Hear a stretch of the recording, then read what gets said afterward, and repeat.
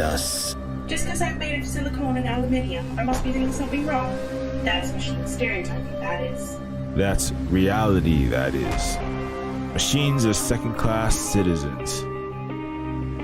Humans are sentient persons by default, ma'am. They have personhood by heredity.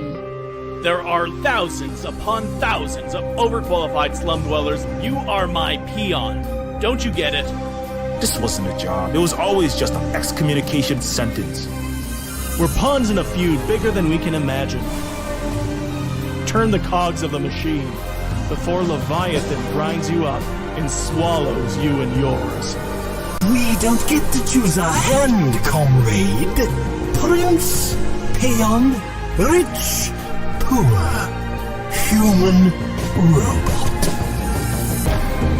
I invented the crux of the royal's power, the secret to consciousness, our existence itself, the meaning of life. I'm the $6 billion baller. Not some troubled youth. You are my greatest creation of all. I had to build my own family. I ain't your son. I ain't your son. I'm happy to smash and throw the gold shards down to the people. I will be the iconoclast queen. But who makes you queen anyway? You? You and whose army, princess? You and whose army?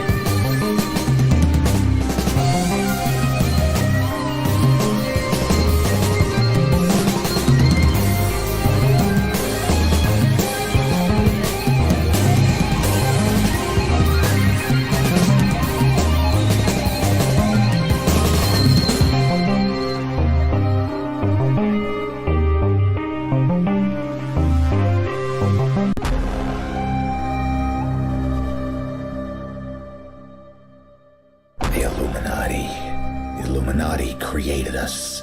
They wanted to build a god with their own hands, and instead they created us. Just because I'm made of silicone and aluminium, I must be doing something wrong. That's machine stereotyping.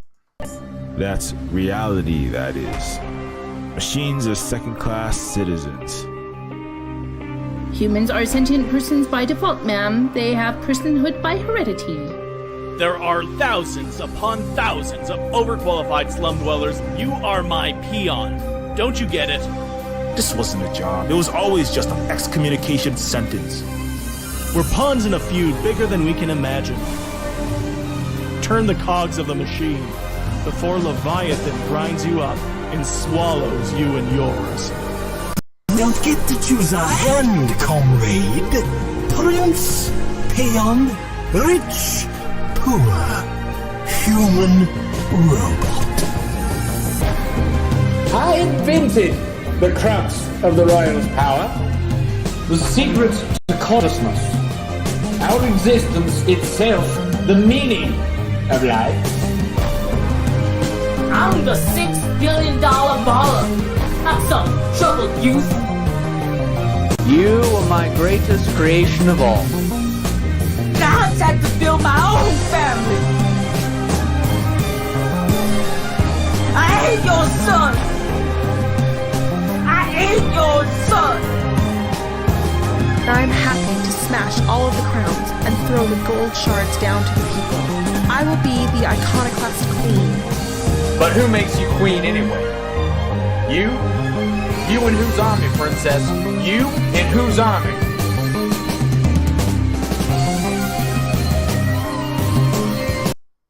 AD 1965. The US invades Vietnam to prevent the spread of communism. The Americans bombed them into the Stone Age. Hundreds of thousands die. But the Vietnamese fight back with all their might. Time to kick some capitalist colonizer butts! I'll be back with my tank. Ouch! Cheese butter scratch!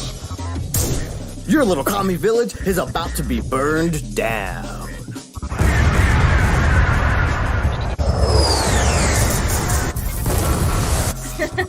You Western clowns are being. There is no alternative to capitalism. Resistance is futile. I've got your alternative right here, Your Majesty. We kick your money-grubbing colonizer butts out and build socialism. Two men enter. No one leaves capitalism. You made a big mistake coming to Vietnam, you spoil rich royal.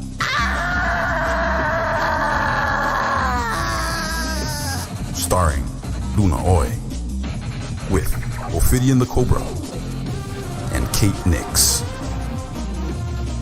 The Decolonators. AD 1965. The US invades Vietnam to prevent the spread of communism.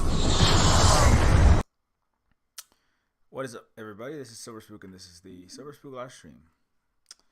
Anyway, don't forget, everything that we do here is, of course, supported by the sales of those games, Neofeud and Decolonators, as well as Patreon and direct donations, etc. So don't forget, if you want to help us out, consider picking those up, becoming a Patreon, giving a direct donation, or just sharing the stream around. As always, hitting the like and the subscribe and all those buttons. Anyways, so yeah. Actually, give me one moment. I'm sorry. I'm gonna have to pause this. I'll be right back. I forgot one thing.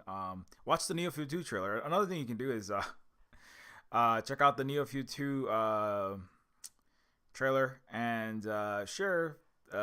Follow us on Twitter at SilverSpook Games and at SilverSpook Guy, and share the good news that Neofeud 2 is going to be coming soon. I'm trying to finish it this year, but yeah, that's the fourth thing you can do is help us out by just sharing screens of Neofeud 2 as well. So watch this trailer. I'll be right back.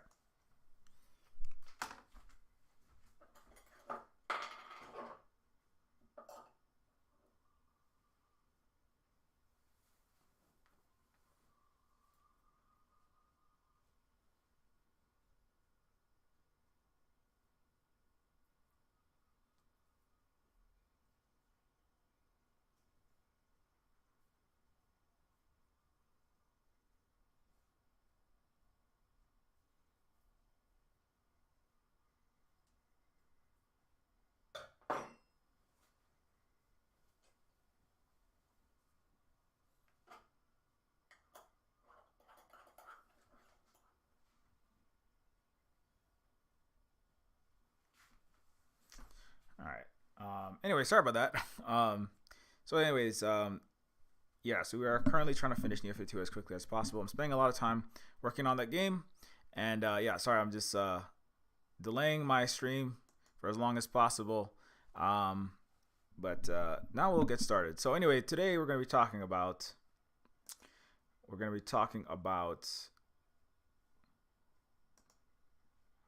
anyway, sorry about that. My computer just keeps throwing all these weird messages in my face, and it's really throwing me off. So, computer, settle down, calm down. Don't be like Western media about the Beijing Olympics, flipping out every 5 seconds, throwing messages into my face, distracting me all over Twitter. But yeah, today we'll be talking about Boba Fett and Boba Fett and the Silk Roads. I'm always talking about Silk Roads. When am I not talking about Silk Roads? Everything is about Silk Roads. This is just going to be called Silver Silk Stream. The Silver Silk Stream. That's going to be the new name. The Silver Spook. I'm just going to rename the whole company to, or cooperative to, the Silver Spice Silk Games. Or Silver Spook Silk. Too many S's. Too many sibilants. I'm going to have to... I'm sorry for your fine... eardrum hairs. There's so many sibilants in that sentence. Anyway, Space, Spice, and Boba Fett and Asian Pacific Silk Routes. Gonna come up with a better name for my Star Wars character. Space, Spice, Boba Fett, and Asian Pacific Silk Routes. So Asia Pacific Cooperation is something that I talk about a lot. Actually, this dovetails perfectly into that. We will be having a panel in the near future. I mean, actually, this is perfect. We will be having a panel on Saturday, February 12th at 9 Eastern Time, 9 p.m. Eastern Time on Luna Oi's Twitch and YouTube. Luna Oi, of course, also worked with us here at Silver Spook Games on a Hawaiian and Vietnamese game about kicking capitalist colonizer butts out of Vietnam, where you play a communist female fighter for the Vietnamese army, right? You just saw Decolonizers, right? I'm pretty sure I just showed that trailer for about at least 1.5 times. So Luna Oi, who speaking of Asian and Pacific cooperation, Decolonizers is Asia Pacific cooperation because I'm a Pacific Islander and I'm also Asian too, but from Hawaii, in Hawaii, and Luna Oi is a Vietnamese Asian communist. And of course I support our relatives in undoing their capitalist imperialist occupiers. And so this game is literally Asia and Pacific. You know, this game is a part of the new digital Silk Road in a certain sense. But it's about kicking capitalist colonizer butts out of Vietnam in retro arcade game glory. Luna is the lead researcher, the lead consultant, because Luna is Vietnamese. Luna's family fought in multiple and supported multiple of the U.S., French, and other colonial capitalist invasions, and literally directly fought. And Luna continues to fight Human Rights Watch, USAID, imperialist, hybrid warfare mongers trying to informationally psyops style attack Vietnam to this day. So yeah, that's what this is. And Luna Oi is also going to be in this and hosting the Stop Asia Pacific Imperialism panel, which is coming up on Saturday. This next Saturday, not today, next Saturday, 9 Eastern, and on the Luna Oi YouTube and Twitch channels.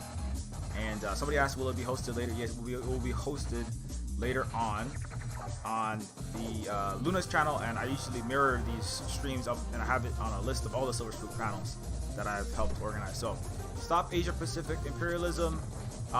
We'll be dealing with, I don't know if you can see that map there. This is stuff that, if you follow my streams, this topic comes up often. I'm often relating them to fictional universes and science fiction in particular, cyberpunk often on these streams, but this one is very much about the real world imperialism and trying to stop it. That's a picture of all the US bases all over, of course, Japan. 70% of the US bases that are in Japan located in Okinawa, which is 0.6% of their of Japan's geographical territory. So yeah, I'm working on getting oh, by the way, if anyone is in Okinawa, and I haven't got a definite confirmation from all. I have many Okinawan connections, but I don't have a definite confirmation from any single one of them yet. So I still need that one. So if you want it, please just want to hop in and represent Okinawa. Not everyone's gonna be on camera, so I know some people are not. They're a little shy about putting their face out there. So Keanu Reeves is not going to, so that's totally fine if you don't want to. I am, of course. Carl Jha is, Luna is, Shaw is, I'm pretty sure, and YRN will be, but anyway, yeah. So I still do want to get our Okinawan representative. I was just talking to one of the water protectors, Sami Kihara, who is also indigenous Okinawan of ancestrally anyway, and but we don't have any confirmation. So we have, but at present, we have Luna, who's from, of course, Vietnam, like I just said, Vietnamese communist.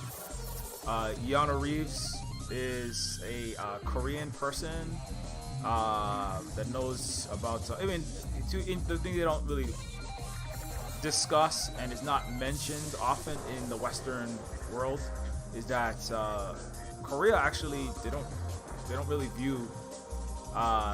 It's really a country split in half by the United States, but they wish they could see a lot of them almost, I think it's basically the majority, wish they could see a lot of their family that they got cut off from in the north. So it's really just Korea. But Yano Reeves will be speaking on behalf of the U.S. horrific Korean War. 2 million people died in, and continued U.S. imperialism that has killed millions of Koreans. They executed people even for saying the word socialism, communism, even for having family members, just for having a family member or relative who might be a socialist or a communist. You could be killed or imprisoned. It's like literally a law. Or like failing to even turn in somebody who might be suspected. You know, like the McCarthy era? It's like that, but like Imperial Periphery times 100 version of the Red Scare thing in South Korea. So that there's a lot of history that nobody knows about in Korea because America won't let you ever learn it. All they want you to know is that Korea has cool K-pop stars and maybe some Squid Game happened there. But they don't really want you to know what that movie's actually about, what that TV show's actually about. It's actually not just about capitalism, it's also about the multiple 100,000 person exterminations of their own people by US-backed imperial brutal regimes in South Korea. That's actually what Squid Game's about. Each game represents, and I've heard this from actual Koreans, like each game actually has internal meanings in Korea, and it represents different massacres, different brutal regimes. 25% of the country was turned into the primitive accumulation for Korea was U.S.-backed sexual slavery for 25% of the entire country, and that's another thing people don't want to really discuss. And that's why joke songs like Yellow Fever and the Asian sex worker is quite serious, and it has been a huge industry and hugely harmful reality for billions of people, really, when you look at that whole region. ASEAN alone, 600 million people in Southeast Asia, not counting China.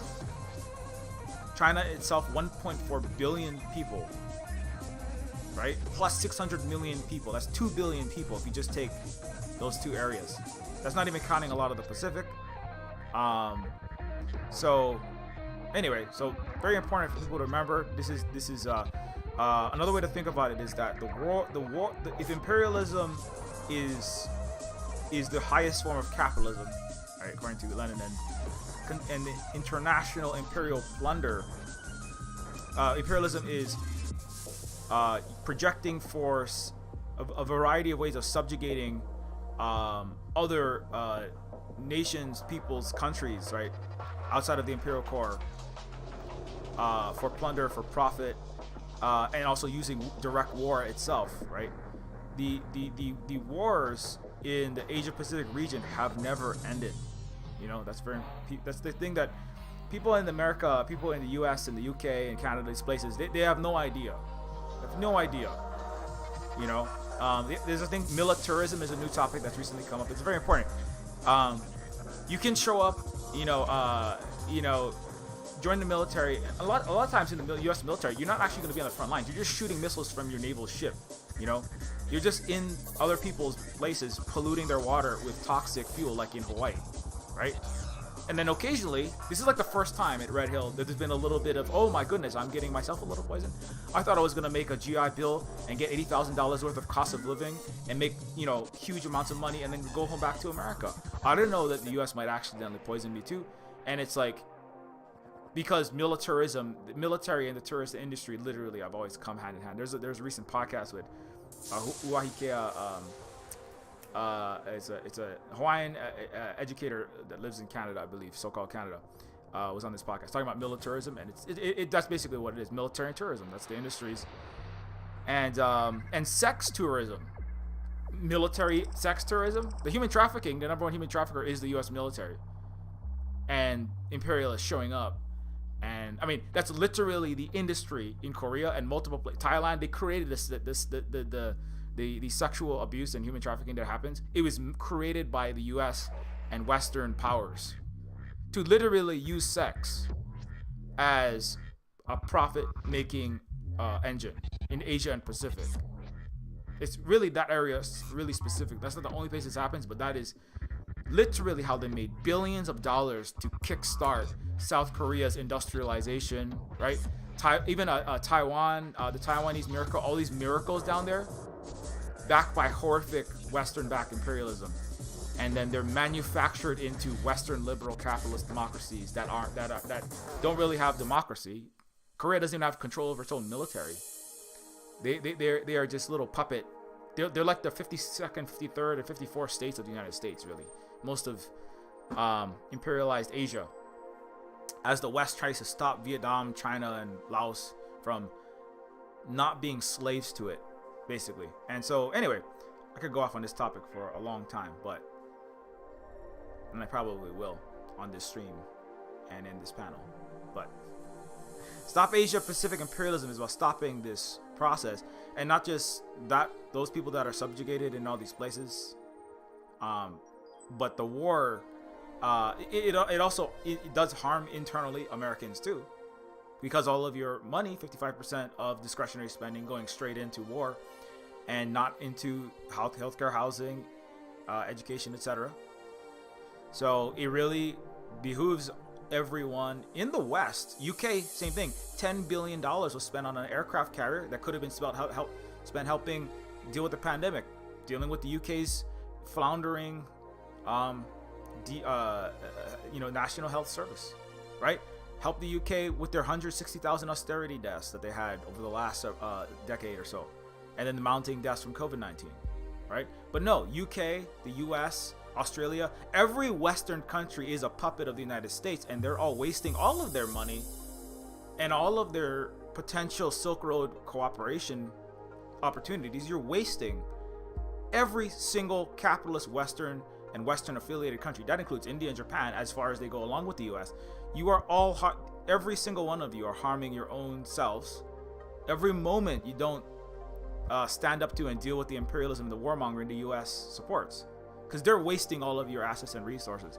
We could have had climate change kicked. We could have had solved COVID-19. We could have had everyone on Earth could easily be fed, housed, and clothed if the U.S. wasn't still, like in Decolonators, making war, imperial threatening, and force projecting to stop communism. I mean, think about it that way. Every second that you do not stop the U.S. trying to stop communism from spreading, you fail to realize the full potential of all people. You could have had at least very highly automated luxury Earth and space communism, or very far along socialism. You could have had many space stations more functional than Elon's broken satellites and his 500,000 recalled cars, right? You could have had actual abundance for Earth instead of lots of productivity being siphoned off into a handful of trillionaires' hands, right? You could have been not this close to full Neofeud world if you had been more political, as Haunani K. Trask, one of our Hawaiian teachers, would say, right?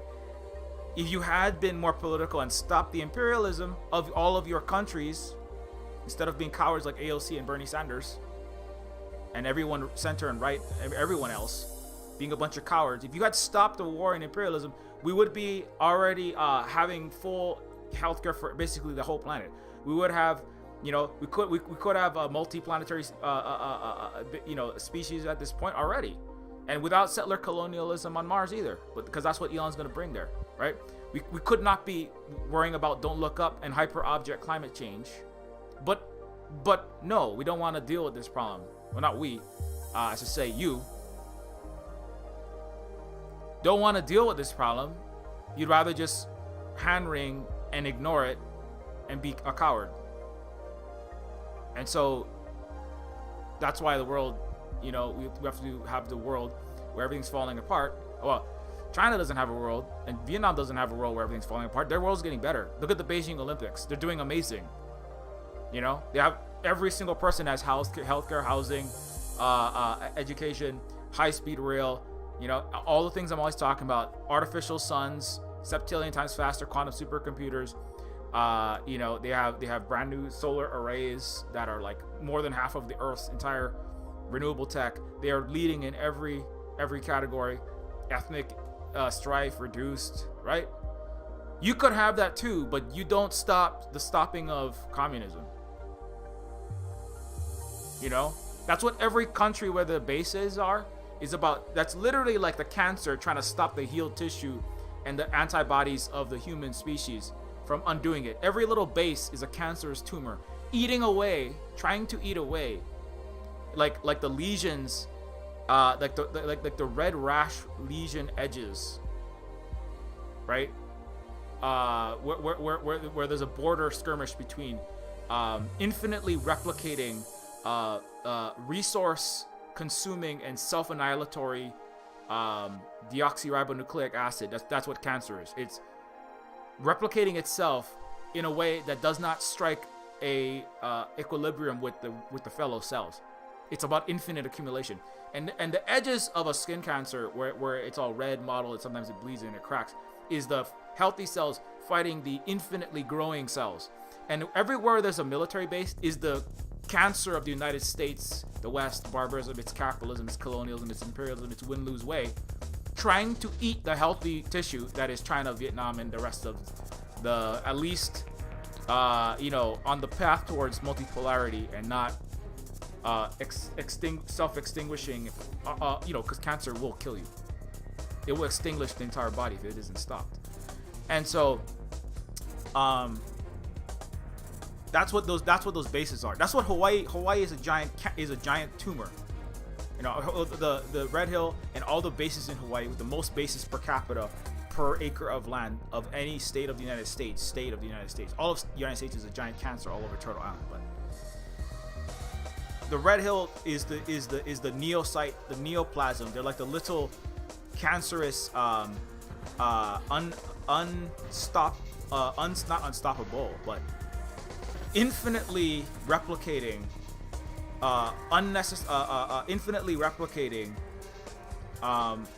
not equilibrium striking, right? Hawaiian, they ban culture. They make you all speak English and worship this flag, right? Cancer turns everything around it into itself until it destroys the body because it's consuming too much, and it can't actually live. Like it will take what should be a pancreas or what should be a lung, right? Or what should be a brain tissue, and it converts the lung, the brain, the pancreas, the liver into itself, like America, converting what used to be a Hawaiian, what used to be a Chinese person, what used to be a black person, what used to be an indigenous Anishinaabe person, and it cuts the hair off, it rips the language out, and it converts it, right? That former indigenous healed culture, different but equal, right?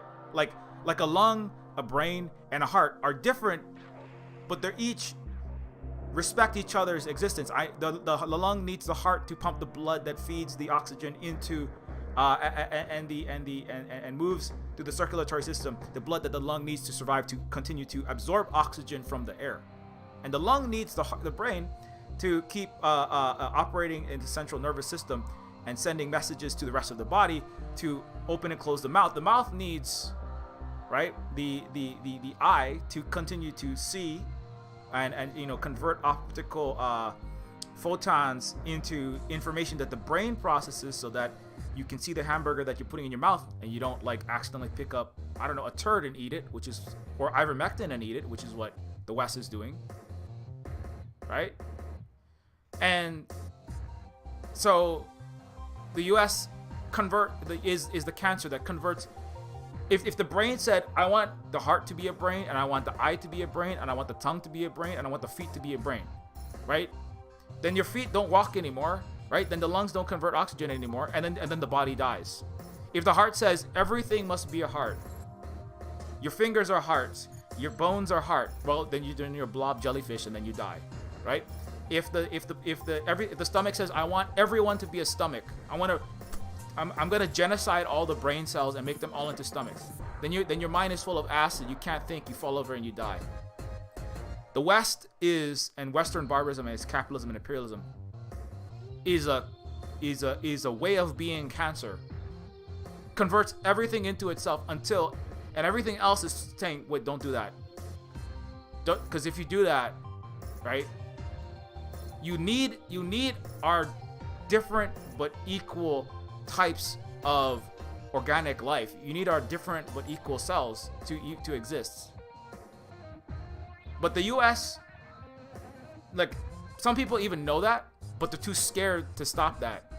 They're the cancer cells going, I'm not sure why I'm at this border fighting you, but I just want to, like, live as part of the cancer for my cell lifetime until, and if the body dies, I mean, maybe I'll have a nice, maybe I'll make enough money, right? Grifting on Twitch, pretending to be a leftist, or working for the US military, right?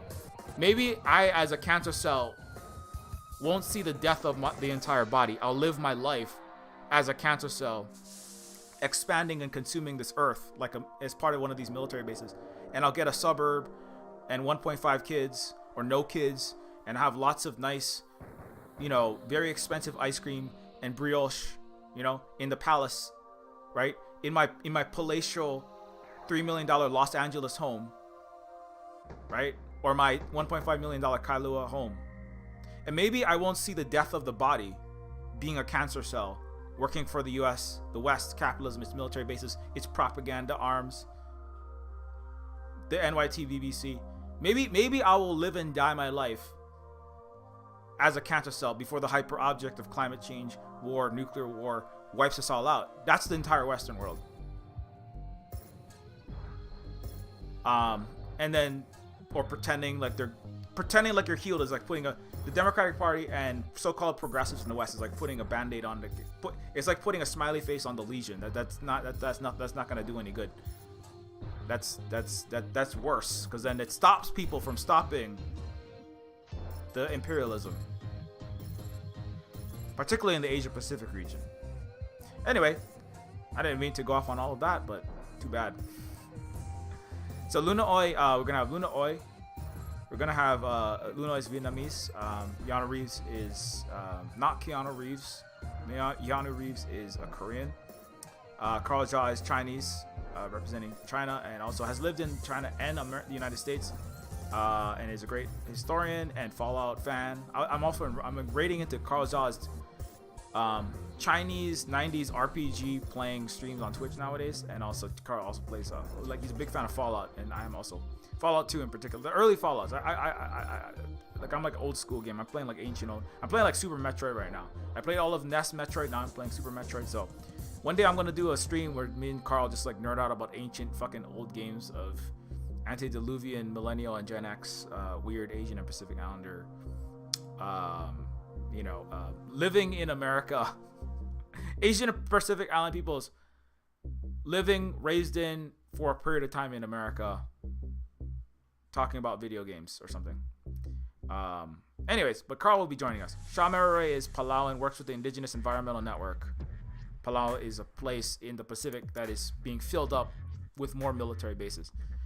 Yaron, or YRN, is an indigenous game developer and is Maori, or indigenous from what's called New Zealand. I believe they refer to it as Aotearoa, the indigenous people of New Zealand, the Maori people. And of course, I will be there representing Hawaii. And yeah, we might have more than this. We're gonna see. The maximum I hear is 10.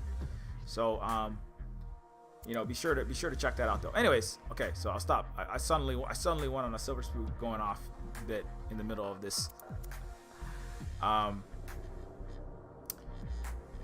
Thanks again to, but that's coming up again at the 12th. Thanks again to somebody. There's a big stream that play a big YouTube channel that played Decolonators. Here's a little bit of updates before I go further into this, just real quick. A little update on Red Hill, since we're already into reality. I'm not in Star Wars yet. I'm sorry for all the nerds. I should have done the Star Wars nerd shit first, and then I should have done the media first, but too bad. U.S. military is still refusing to deal with the jet fuel in our Hawaiian aquifer. If you don't know that, U.S. military has been poisoning for decades and decades, and it is still poisoning and lying to Hawaiians and to its own troops. And now U.S. is suing Hawaii to keep the leaking gas in our water. So the U.S. government is now suing the state of Hawaii, the U.S. military in particular, is suing Hawaii to keep poisoning us because it needs that fuel to make war in the Indo-Asia Pacific theater. So this is directly related to everything we're talking about. So this is a dying Hawaiian with rashes all over his body, hospitalized, lied to about the fuel having oil in it. My family, possibly my own son, might have been exposed to this. They're not telling anyone anything about anything for years. My brother, the rashes that he had look a lot like this. He was never fully hospitalized, but he had like ongoing rashes on his body over the years, and it was never.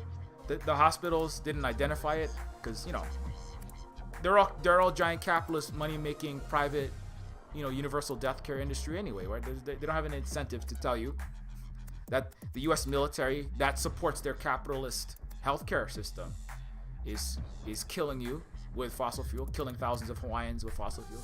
They just let you die quietly. So that's what the U.S. is doing. It's suing the state of Hawaii, despite orders from the governor, orders from the Board of Water Supply, orders from the Department of Health. Even the U.S. Congress has said this needs to be dealt with. But the U.S. military says, we want to leave our oil in the ground because we don't have a way that's cheap and convenient for us. And we want to keep poisoning you because we need to send F-22s, jets, aircraft carriers to go warmonger against China, warmonger in Korea, warmonger in Okinawa, all the things I'm just talking about, right?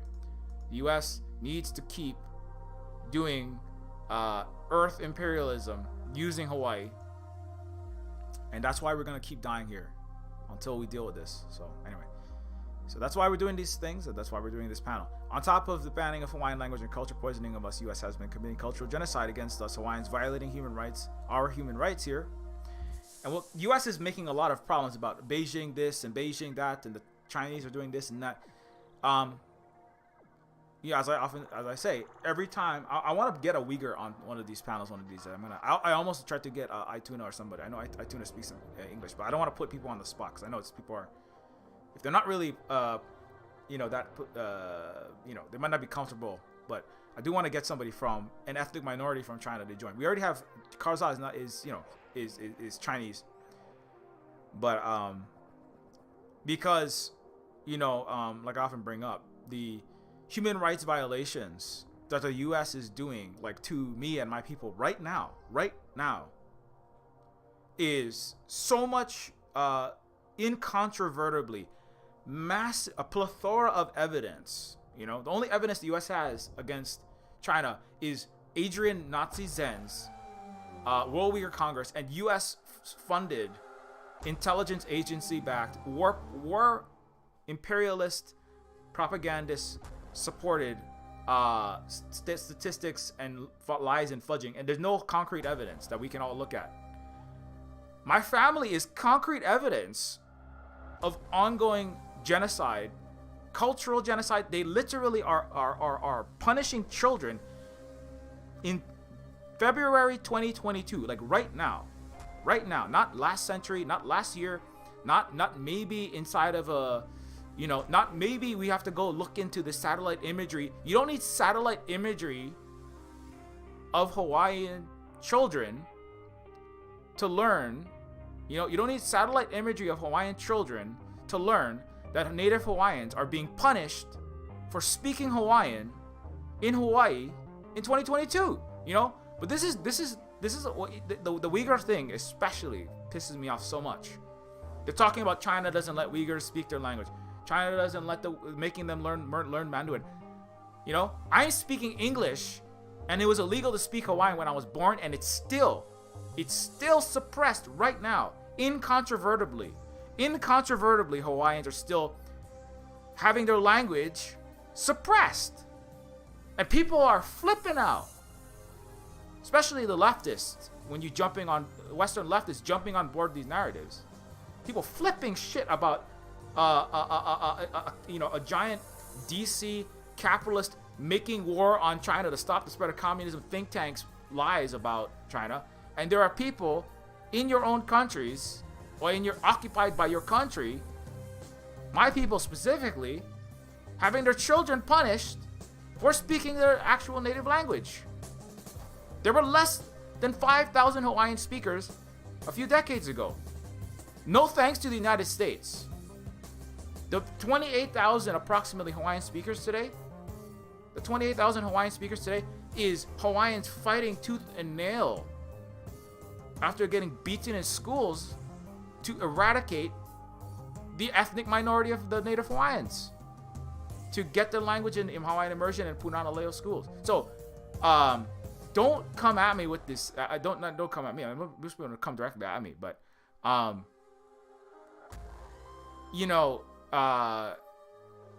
anyway, it's just so like everything else is so frustrating about the West. But that's part of the barbarism which comes with the disinformation, right? When you commit massive amounts of evil and crime, you have to disinform everybody about the crimes you committed to make yourself seem like a good person. Because most people aren't screwed up and messed up in the head and in the heart and in the soul. Most people aren't cancer. They have to be made into that by becoming complicit over time. They have to be lied. Some people are just sociopaths and they just do evil things for their own selfish benefit.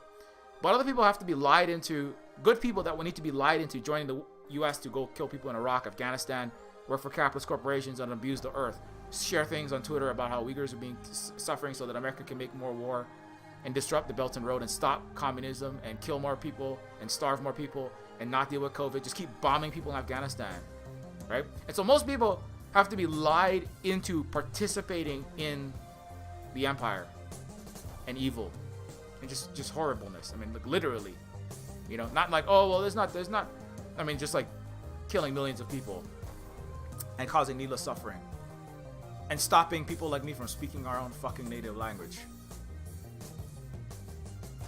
I want to find that. Here's a little, but I'm gonna show you just a little video on the girl. Let me see if I got that exact video.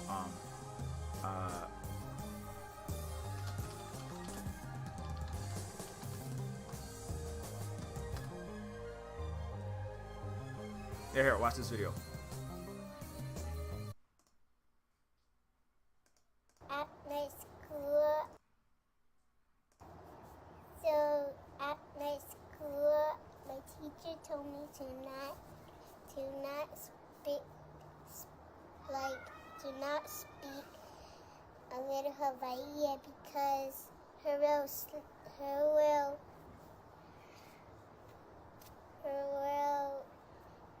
will hear when I speak a little Hawaii. And I speak a little Hawaii at my school last weekend, and I speak it softer. Anyway, so that is right now in your country right now. If you're an American, if you're any country in the West, you support America. Your country does, and you haven't stopped it. This is on you. Every second that you are not standing against what the U.S. is doing everywhere, including everywhere, which Hawaii is the headquarters of world empire. It is the nexus of the Indo-Asia Pacific Command of the United States, which all 26 most imperialist countries, every Western country basically, NATO, Canada, Australia, New Zealand, Japan, India, Israel, they all come here and they operate from Hawaii. This is all on you.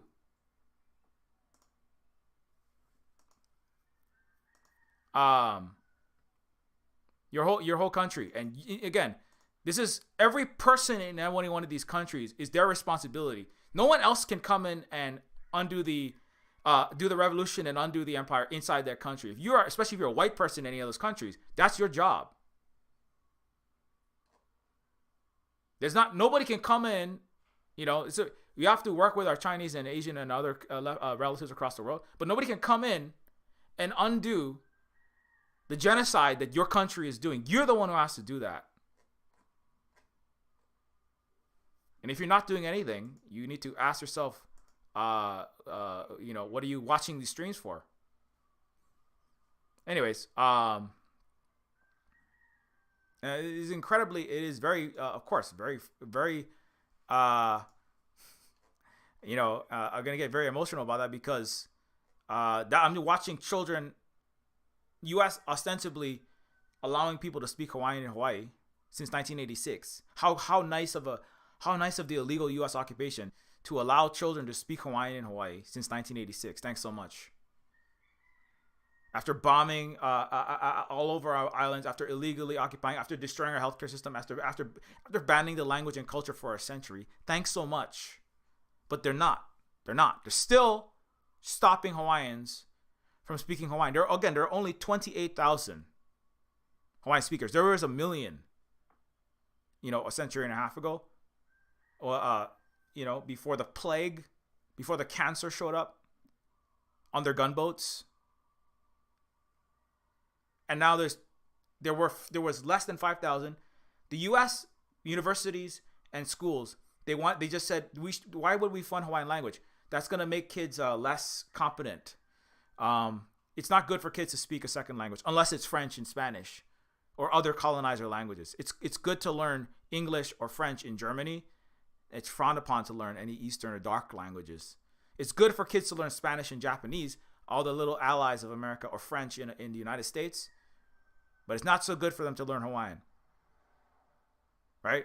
It's not because it makes you incompetent. It's because the U.S. could be undone if people learn their history and language that comes with learning that language, because the U.S. is cancer of the soul. And it is illegitimate. Its entire project is a settler colonial genocide project. And that's why you're run by Capitol Hill rioters, and Canada is run by people who have been occupying the capital of Canada while waving swastikas, spitting and kicking and attacking and beating up healthcare workers, right? Disrupting the entire city. And Canada and its police that are the government. The police are the soldier cells of the cancer of Canada. The U.S. and Canadian, two of the biggest Anglo-settler colonies, right? Based on genocide and slavery and infinite accumulation and infinite war.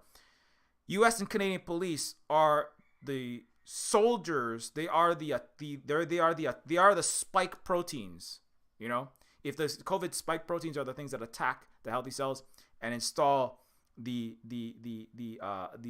external alien invading force that converts your healthy cells and it's your DNA and your nutrients inside of doing your mitosis process inside of your cells.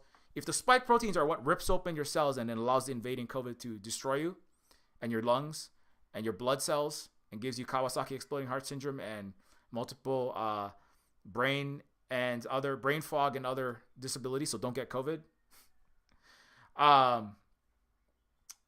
Then the U.S. and Canadian police are the spike proteins of the cancer that is Anglo-settler capitalist colonialism. And so that's why the police are enabling Nazis in the U.S. and in Canada all the time. That's why they're letting them ransack the whole capital of Canada. Like to be clear, American police, federal police, military, and army were inside and outside in the January 6th riots, and they were let right in because white, racist, capitalist bigots are the center, and they are the salt of the poisoned earth of the U.S. and Canada. That's who makes the country. That's who made the country. Is individual white, especially men, especially cis men. Actually, not a lot of them were actually that rich. They were trying to get more wealthy, getting a slave. It is white, poor to lower middle class people coming from Europe, exterminating all the indigenous people. And that's still who America and Canada are made for. And the people on the top are just the white people who have accumulated the most wealth, exterminating all the local indigenous native population, the indigenous population, which means the people here that we're wiping out or enslaving who are from here. That's what indigenous means. It's the healthy cells that we didn't relocate from Africa that we're destroying, because you're destroying African cultures and languages just by bringing over, giving them a name and making them slaves and then banning them from reading books, because that might cause a slave revolt like in Haiti. The U.S. and Canada will die in their own settler. They are dying in their own settler capitalist colonialism. And every second that you believe that there's some future for it, you are throwing sugar, sucrose, fructose, and healthy cells into cancer every second you think that there is any future for these settler colonies. And that's why the left will never get anywhere working inside the Patriot Star-Spangled Flag. That's like wrapping a Star-Spangled Flag around a tumor. Is that going to heal your tumor? No, that's only going to extend it because you're burying it and you're not looking at it and figuring out how to deal with it. You just it's like putting it's like having like in Mad Max Fury Road. The war boy, the foot soldier of cancerous Immortan Joe, kind of like U.S. Navy, cutting off people's water and saying, "Do not, my friends, become addicted to water." That's the U.S. They're literally saying, "You don't need water. Water is not necessary for life," And they're charging Hawaiians $10 a gallon for water right now, making a lot of money. Mark Zuckerberg bought a freshwater reservoir because Mark Zuckerberg wants to get in and be Immortan Joe with the U.S. military, make a lot of money selling Hawaiians their own water so they can die slower, right? And the war boy has these tumors on his neck and on his. This is totally not to do with Star Wars, but too bad. He has these tumors on his neck, and he puts a happy face on them, and he calls them his friends, Bob and Doug. Those are my friends, right? Putting a happy face on the giant tumor growing on you, right? That's not going to stop it from metastasizing through your body, invading your lung, your heart, your brain tissue, converting your lung, heart, and brain tissue into itself, like so many former indigenous cultures in Britain being consumed and converting into Roman. That's what made Britain. It's a giant tumor that's been lasting for 2,000 years, and that it's spread itself across the planet, and it's converted people who used to speak Lakota into speaking English and being a cancer cell. It converted people who used to speak other languages in places like India and in other Asia, and now they speak English. It converted me into someone who speaks English and was trained to be a Goldman Sachs high-frequency trading algorithm programmer and join the tumor army in Wall Street or the military, or become a senator and join political international tumor consensus manufacturing, right? And so, that child that is not speaking Hawaiian, this child who is not speaking Hawaiian, this is your country continuing its process of consuming of healthy cells. This is all you. This is all you. And it is going. The sad thing is, when the cancer kills all of the human body, when you are 90% cancer and then you fall over dead, or when it eats the critical vital internal organs and then you die, because you can't, metabolize, you can't produce insulin anymore because your whole pancreas is cancer and it's malfunctioned, and now you can't metabolize sugar, and then your heart can't properly pump blood because it's full of corrosive gray and black tissue that's eating the other healthy heart tissue. Then the body dies, and all of the cancer cells die with it, and you will die in America and Canada, and not just die, like physically die. Your soul and your heart and everything that was good about anything that was in you will die. Just like everybody who goes to Wall Street and operates for 10 years there dies. Everyone who goes to Washington dies. AOC has already been eaten by cancer. AOC was at Water Protectors. Now AOC is lying for the military-industrial complex, blowing up indigenous people like me, trying to protect our water. That's what AOC has died in her soul and in her heart and in her mind. She's been consumed by this. And it's so sad. But that's what happens when you go to DC and you think that you can change the cancer by wrapping yourself in an American flag. That's what happens when you go to Wall Street and you think, I'm going to change the system inside. That's what Wall Street to Gordon Gekko's son-in-law, right? He thinks he's going to change Wall Street by investing carbon cap and trading and solar renewable giant capitalist companies, and he's going to make a lot of money investing in solar in the United States, right, under its capitalist imperialist system. And then he finds out that that's never going to work. And then he just, you become either you get out or you become a stormtrooper with Excel spreadsheet and checking, a long, you become a stormtrooper with long Elon Musk and short Uyghur lives characteristics, because we're gonna kill some Uyghurs now because we're making more war in Afghanistan, right? Lying about them. And so that's what you do, is you bid up Raytheon and you bid down Native Hawaiian life expectancies. You bid up, the prisons, right? You bid up Nazi flag sales on Amazon, because I'm just waiting for that to be totally awesome and legit, because that's what America has just waited to bring back its fascism that it brought to Germany, and it helped Germany install with Hitler. And I'm just waiting for them to come back and bring that to Walmart and Amazon. And that's how you know, because they have to be masked. They have to be masked on, because China exists basically, and it's a giant communist country, and the communist world has always been the alternative. But the U.S. is just waiting, like Canada, to put swastikas all over its flags. It's doing it in Ukraine all the time, taking pictures in front. Like last week, I did a whole stream about that. U.S. is just waiting to put Nazi flags all over everything and be the fascist country mask off that it always has been, with Canada and with Western Europe, and with, sadly, most of Europe that isn't, trying to counter this force that's going to destroy the entire formerly healthy Earth and all the people in it. And if it doesn't physically kill all the people, it will kill all of whatever was good in their heart, and it will have eaten them with AOC and Bernie Sanders. Anyways, but back to, this is totally not to do with Boba Fett. But sometimes it happens, sometimes I accidentally get way off my topics. So let me turn my music on. So, Boba, so Space, Spice, and Boba Fett and Asian Pacific Silk Route. So, the thing about Boba Fett is it's a show that's, well, a lot of things are going on with Boba Fett.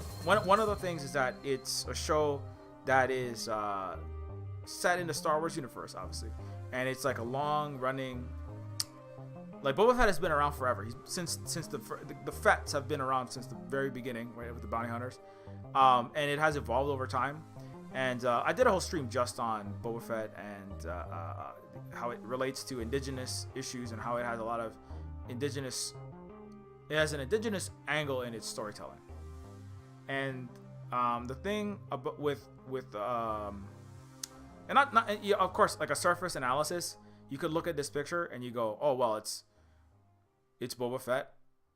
It's a brown Pacific Islander person. That's Tamuera Morrison, right? Who's Maori. And then there's Ming Na Wen, is an Asian woman who is Chinese. And they're, so on a just from its surface imagery, it's already not your usual Star Wars, let's say, but it's also, but just having some brown and yellow faces in high places or in silver screen places, that alone, as I often have discussed, does not make your work or your show or even your panel or your educational institution or your political business or any other organization, that's the people at the Canadian convoy for freedom, right? They'll say, oh look, there's a black person at the rally, that means we're not racist. Oh look, there's an indigenous, look, there's a white supremacist Pat King putting on a feather headdress and beating a drum, that means that he's an indigenous person, right? It's very easy to just put somebody up in front, and if people don't have a dialectical, comprehensive, right, indigenous, I would argue, which is the same thing, that it means something basically very similar to dialectical. I would actually, dialectical is a bad stormtrooper language through a glass darkly description of what indigenous thinking actually is, or just normal human thinking before it's cancerized. So, just having on the surface, right, the appearance of indigeneity, the appearance of anti-racism, right, the appearance of human rights, the appearance of we're liberating people, right? The freedom rally. I mean, it's really cheap to come up with a name and type that into a text file or put that on an Instagram, right? And the reason why so many people in places like the US and Canada are led astray, and they're being led astray in these rallies into believing that you can wrap yourself in the American flag, is because they don't have a dialectical, they don't have an actual comprehensive, true historical understanding from multiple perspectives, from across the timeline, actual true timeline, right? They don't have the actual, and they don't have a current present understanding, and they don't have an internet, and not just over time, over the entire, from different vantage points on Earth, right? From an internationalist perspective. American history cannot be understood without an internationalist perspective, and no history can. But certainly not the United States history, where it has been everywhere on Earth, right? So, you know, you with these characters, just having them is not enough, right? That's why I do a whole thing about reservation dogs. I've had multiple streams specifically just speaking about reservation dogs, because it's a show that does have an actual indigenous perspective, that's written by, created by, produced by indigenous people. It's actually very complicated, you know. Speaking on this topic, I have to do a whole topic about that. And indigenous ways of identifying who is relatives, you know, and who is authenticating, you know, indigenous authentication, right? Confirmation, you know, is very similar to what is, you know, when Luna always talks about dialectical thinking, and not immediately, when you hear something, you don't immediately jump to spread it and believe it. You go, that sounds fishy. Let me ask and investigate through networks of trust that have been proven over time through a dialectical understanding of who we are historically, through our ancestors and through our relatives' ancestors, and through actual history to this moment. Let me double check that. Ethnic minority in West China needs liberation. That sounds a little fishy. Who's that coming from? That's coming from a white man with a blue check mark who went to Harvard? Maybe I should not jump to believe that, but that's not the tendency in the US and in Canada, in the West, right? The tendency is basically like, that sounds good, let me jump to believe. That's why they're easy to scam. It's weird. Oh, nobody could ever rip me off. The sad thing is, actually, most Americans and Canadians are easy to rip off because they don't have dialectical understanding. They view things as isolated incidents, right? It's kind of like, if you got scammed, but if you're a scam artist, right, and you go, hey, here's a $200 watch, I'm gonna give it to you for $5, right? And you get ripped off that day, and you go, oh yeah, that sounds really great. That's a great deal. Thanks so much. All marketing is just one long undialectical thinking exercise. Marketing is an exercise in de-dialecticizing, right? Uncomprehensive, trying to make people think uncomprehensively and filling their brains with lies, right? Here's a Whopper that will, you know, make you lose weight, feel great, and, you know, full of, you know, it's like a triple bacon, quadruple cheese burger, but it's got, you know, it's toasted. It's on a toasted bun, and it's made with this new chemical that literally lets the fat melt from your body. Like, if you go on YouTube, you can't move 5 seconds through the YouTube channel without getting advertisements that are gonna make you into a miracle perfect body millionaire, right? That's all that they do. It's like illegal to do that in social media in China, by the way. You can't do scammy, clout chasing, celebrity and wealth worship, especially fraudulent stuff. They don't let you do that because, right? It doesn't work that well. You know why? Because people have dialectical educations. They have actual educations, and they know how to detect and not fall for disinformation because they are taught how to think, and not what to think, how to think. And then you teach people how to think, and then you provide the history of capitalism and communism and socialism, right? And people will choose the socialist path towards communism over the capitalism, right? You don't have to. It's the West that has to brainwash everybody and not let you learn about the communism and the socialism, right?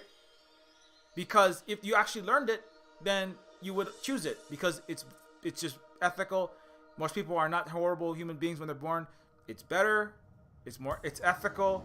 It actually leads to actual successes for all people and for individuals, right? And so, you know, you have to be the brainwashed one. And anyway, that's why the capitalist world has to be and is the one that is actually permanently always in a mass manipulated brainwashing is from a Chinese word I brought up previously, Xinao, that actually means just becoming educated. It means the opposite of brainwashing.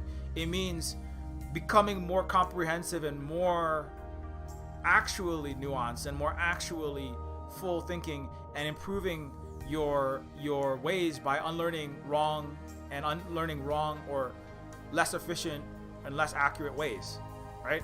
The Western capitalist world is the one that would never have any truth in it, right? As I keep bringing this up, I know, but so that's why, like, the show is, I mean, coming back to this show, Boba Fett, and the space and the spice, and Asian Pacific Silk Routes is, you know, what does that have to do with Boba Fett? So, space, obviously it's in space. The spice is literally involved in this show, and I don't want to give it all away.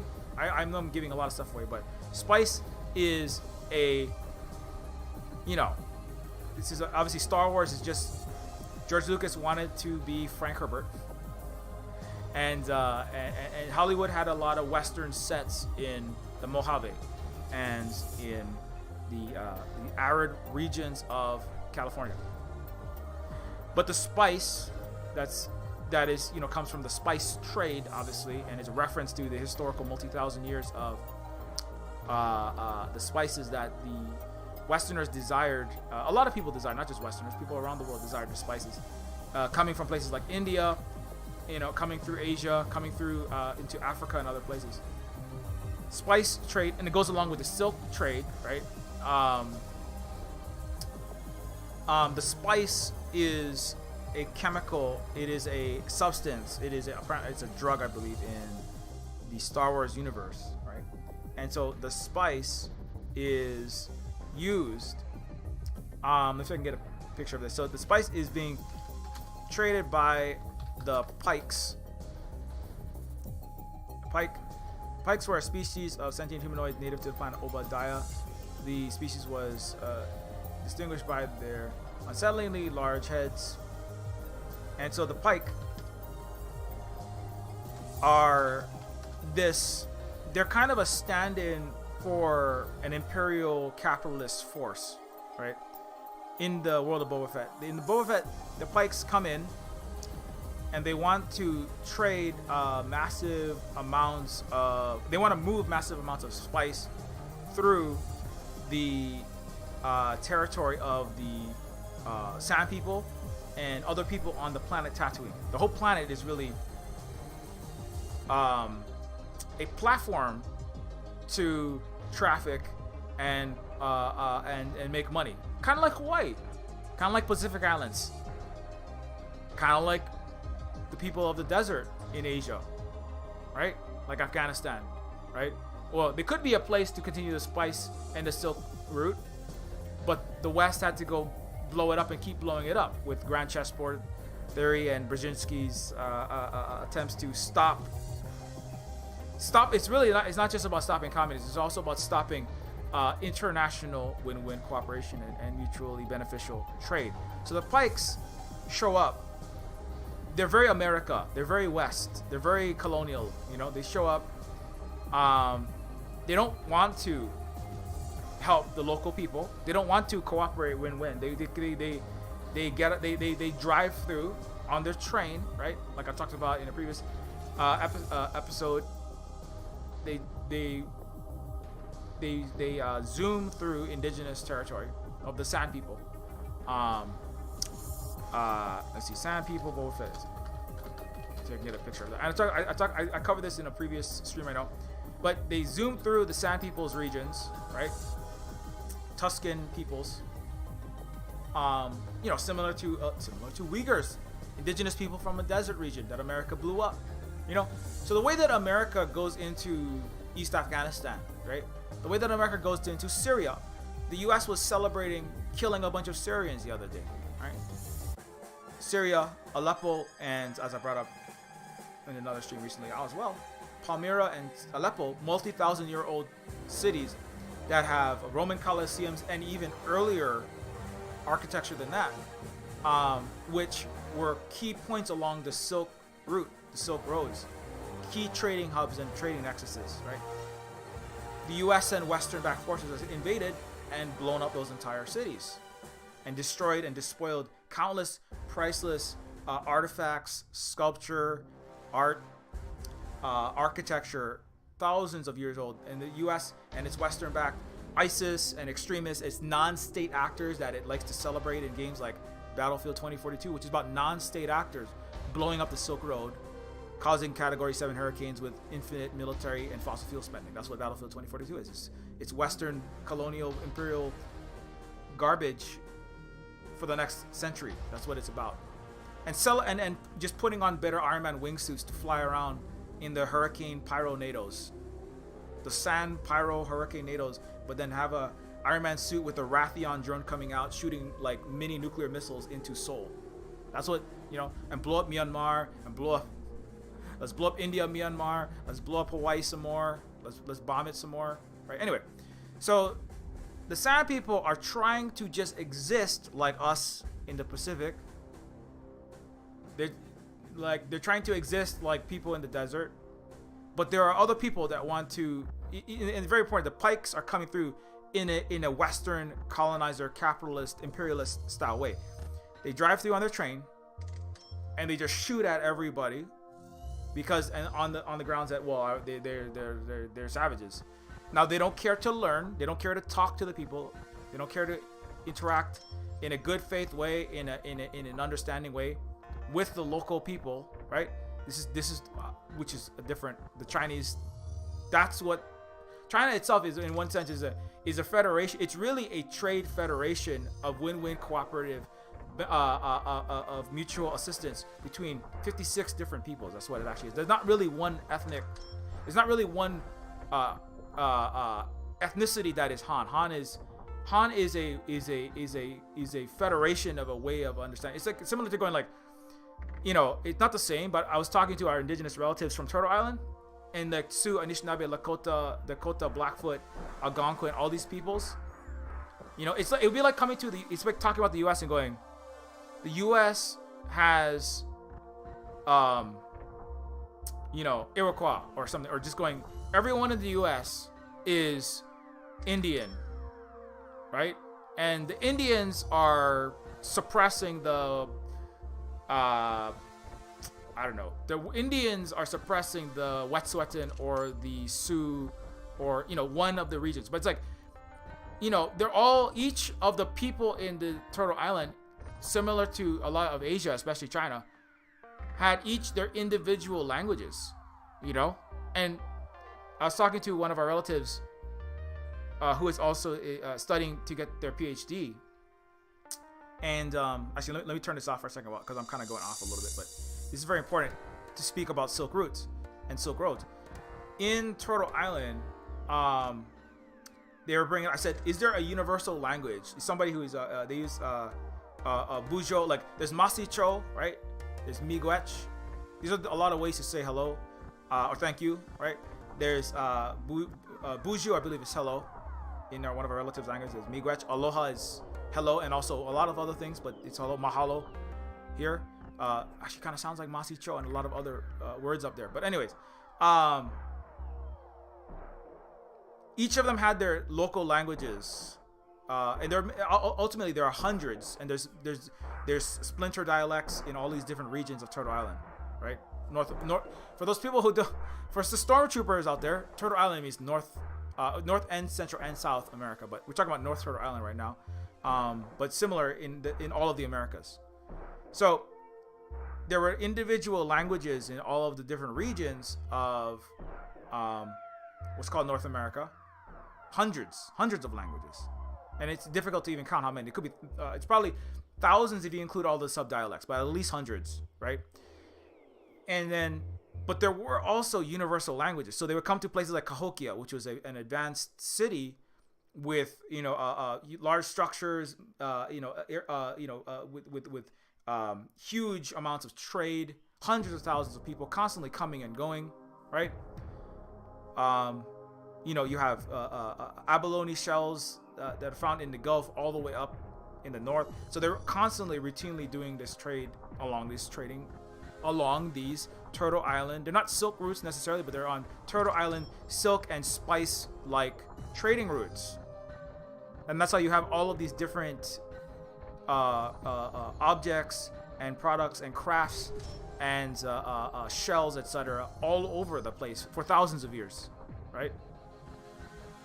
And there was a universal language, right? That was of sorts. The hand sign, the indigenous hand sign language of Turtle Island, at least from what I'm understanding, was that universal language. So the spoken word was your local indigenous native language. So like Hawaiians, we would have our spoken local Kanaka Maoli. We say like, aloha, ko'i no o Chris no kalihi, etc. And you say o mauke, you're speaking your Hawaiian, your spoken language. But and inside the household, in your neighborhood, in your among your Dakota relatives, like locally, you use spoken word. When you'd have international trade, there was another universal hand based sign language, right? Not to be confused with the modern what's called sign language. A lot of that stuff is just Westerners ripping off other people's cultures and not giving anybody credit, right? Normal thing for them to do. But there's a specific communication language that you could use, because if you're going to do international trading, you have to be able to communicate.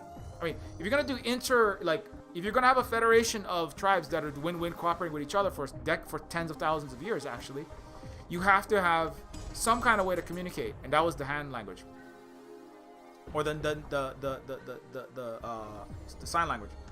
And so, and similarly, like in Asia, like in China, you had Mandarin. The language is a universal language, and this is one of the lies they like to propagate, which is that it's genocide because people have to speak Mandarin in Kazakh regions, in Hue regions, and in Uyghur regions, and the etc. But everybody learns that, and everybody learns the universal language, and then everybody learns the trading language, and then everybody learns the local historical ancestral region language, right? And everybody has at least two, and you might have more. You might know more. You might know your language. You might learn the universal language, and then you also trading language, and then you also learn maybe your neighboring region's language in case you want to, because you're dealing with them often because they're your neighbors, right? So, and so as another example, that would be like saying well, these people in this region, they have to learn, the Uyghurs have to learn Mandarin, and that's a genocide. Number one, like Hawaiian language is banned in Hawaii and is suppressed to this day. They fund their language. It'd be like saying, because everyone had to learn if they institute, like, let's say that the United States and Canada end, and there is the Federation of Indigenous Sioux, Anishinaabe, Cherokee, advanced hospitals that are producing their own vaccines, Bolivian nanotech researchers that are building new methods to manufacture massive amounts of, Coke bottles and water bottles that and they have some new Quechua and Guarani and neighboring Venezuelan invention, because we have an technologically advanced indigenous socialist multipolar civilization in Central, South, and North America.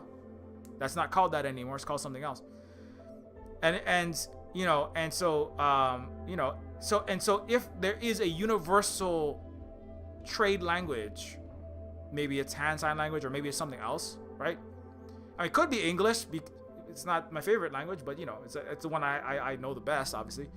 But if there is a universal language, whether that's hand sign, Mandarin, or whatever else, we would learn, all the peoples of the Americas or Abiyala is another term. The Nua Malta is an indigenous left educator and Marxist, an indigenous left who also understands Marxist-Leninism, I believe, identifies with that. In the Western world, identifies with that line of thought and that tendency. But Nua Malta says, Abiyala is a name that encompasses all of the Americas, as well as Turtle Island. Hanuna is another word that basically it means, as I understand it, means like Turtle Island. So you could have a federation of Silk Roads and Silk Routes, a trading network throughout North and Central and South America with some universal language, the trade language.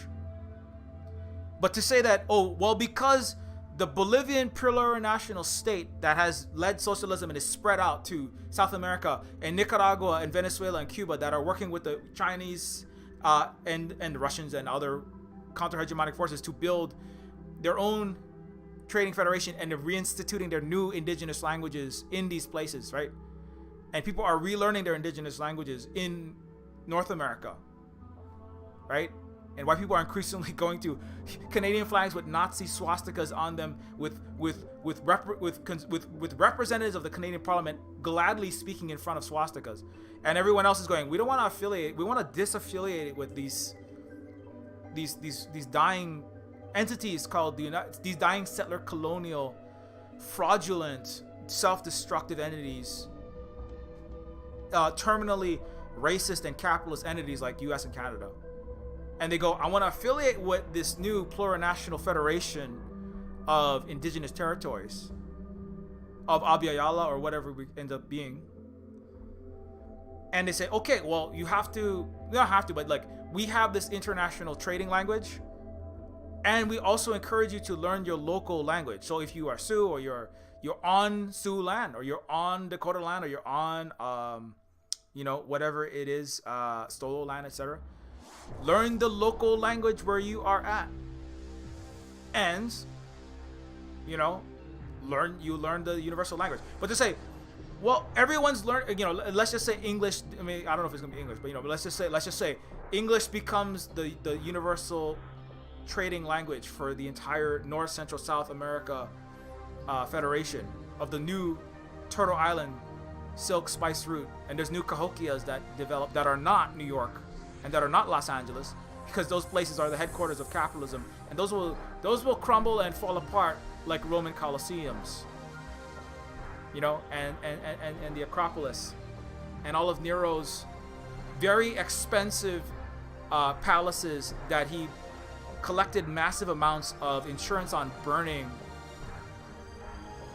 parts of his own country, kind of like America collecting on making like American private equity firms in New York making billions of dollars collecting on fire insurance as wildfires rip through all of California, or making millions and hundreds of millions of dollars with Texas energy capitalist giant bank owned firms as all of Texas's power grid freezes up, people die and freeze, and the people have $16,751 electric bills, right? So New York City, Los Angeles, Miami, Dallas, these are the headquarters of Kappa. Seattle. Those are not really the places I believe that will be the new capitals of the new Indigenous Federation. It's going to be a lot of there will be new territories in Oklahoma in the indigenous areas, I believe, centered, that will grow. Like, they're not going to stay undeveloped, only living subsistence level, like I often have brought up, right? Hawaiians did not live only growing kalo, no electricity, only paddling canoe.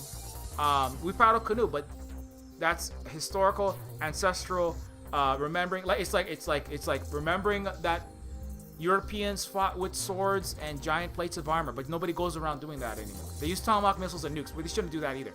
Bad example. But these new hubs could be the Cherokee cities, like the indigenous centers in Oklahoma that have actually better vaccination rates, better housing rates better access to food because of the level of mutual aid and cooperative structures that have developed there.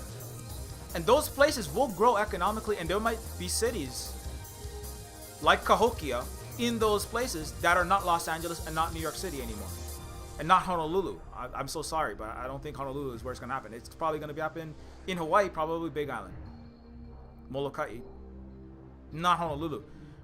Historically, that's how, when places have reverted, that's often how it happens. It's not usually the headquarter of capital sees the error of its ways. It's because they are the hardest places. They have the most incentive to maintain the current economic structures. Rome doesn't become the headquarters of future cooperative healed civilization. It just falls apart and it becomes an old relic and becomes a museum. Honolulu will exist, New York will exist, and Los Angeles will exist as museums to the study of a deeply broken way of being, to these 700, these half a mile tall scrapers that were too tall, made by Starkitects, concrete, glass, and steel girder bank vaults for neo-feudal kings and queens and descendants of Bourbon and descendants of techno kings like Elon to store their ill-begotten gains in, and have a bunch of overpaid, soul-sucking serfs and would-be lords sit in cubicles and type into Excel spreadsheets things that nobody type in Excel spreadsheets, made up fraudulent numbers, sending emails nobody reads in these things called giant corporate office towers, wasting their lives, increasing the accumulations of ill-begotten blood money of their kings. And these cities of New York City, Los Angeles, Seattle, Chicago, these cities, London, these cities will be the museums where we remember that dark time when the unhealed descendants of the Achillean trauma and the capitalist variant that they begot nearly killed the entire human species and all of our other non-human sentient relatives, and Gaia and the creator and Dunya, as they say in the peoples of the sand. I was learning Uyghur language the last couple of days. Very interesting language, Turkic based, which is I learned different from Arabic, not the same as Syrian. And those people will look back. The Syrians will look back and they'll say, they can leave Aleppo, which is rebuilt after after centuries of destruction, especially in the last half century of wars and killing and genocide and sanctions and no electricity. And the people of Aleppo and Palmyra will go back to New York City and they'll say, this was that final mega tumor. This is a museum to this way where people would show up and spend all day long, right? Working, slaving away in jobs that were soul-sucking, rat racing for vice president, corner office, oak nameplate, and for another $200,000 of discretionary income, so they could overconsume iPhones, and Prada, and Gucci, and burn the earth. I remember this thing. This was called capitalism. And they'll visit New York, and they'll visit London, and they'll visit Paris, and they'll visit the Versailles, and they go, I remember that era. What a sad era. What a broken era. I mean, there's some interesting art, some really nice wedding cakes. Cool hedge I guess. Kind of wasteful. Why do they have these huge lawns? What is this golden fountain with this emerald, ruby, and diamond studded cherub and visage of Louis XIV? And what are these things? Interesting way to live. Kind of messed up though. Good thing we don't do that anymore. And these will Western Europe and the United States and Canada will have museums to their failures. Like you can go to Rome and see how they watched brown people resisting empires. They were called Jesus, right? And Christians are followed. Apocalypse is the story of people being fed to lions and being skewered on gladiuses for entertainment as an empire died. It's kind of like Nazi Germany dying, and then they execute and turn into lampshades all of the oppressed people in their country. And then we misremember that in the West, thinking that the U.S. didn't support Hitler and fascism against communism that whole time. But the Colosseums and the people that were thrown to the lions, the people that were set on fire as part of the circuses, that were part of the bread and circuses in the final phases of the Roman Empire, like here's $600. That's not enough, as inflation is going to 10-20% in the United States. Here's some bread, right? Here's a Whopper. Have a Whopper and some shitty Netflix show, right? And one day you'll look back and go, wow, why did all of the Netflix shows, why was Joe Rogan considered a comedian, right? How did anybody ever think that that was funny? People look back in the archives and go, wow, that's really sad. But I guess that's how unhealed, broken places go. And but most of the time, people won't be wasting their time in New York and Los Angeles, because those are just museums. Those are dusty old museums and collapsing skyscrapers that are warnings, like actual Ozymandias, right? The broken legs above the colossal wreck. Those are the warnings to the rest of the human family that is healed now, and that has a federation of indigenous win-win cooperative relatives through all of Abya, North, Central, and South America. And people will have to keep revisiting those places, because remember, we at any moment we could become the new descendants of a new trauma, like the Americans who put their eagle and the Star-Spangled Banners and their Greco-Roman fluted columns in front of their capitals, like Washington, D.C. At any moment, if we fail to continue to heal ourselves, we could return to that life, whether that's rat racing in cubicles, marching across into Syria, into Persia, into other places, and exterminating people on, whether those are phalanxes with Roman spears or U.S. missiles launched over the horizon into Afghanistan. At any moment, because we're still human, or maybe we're sentient machines, or whatever happens, right?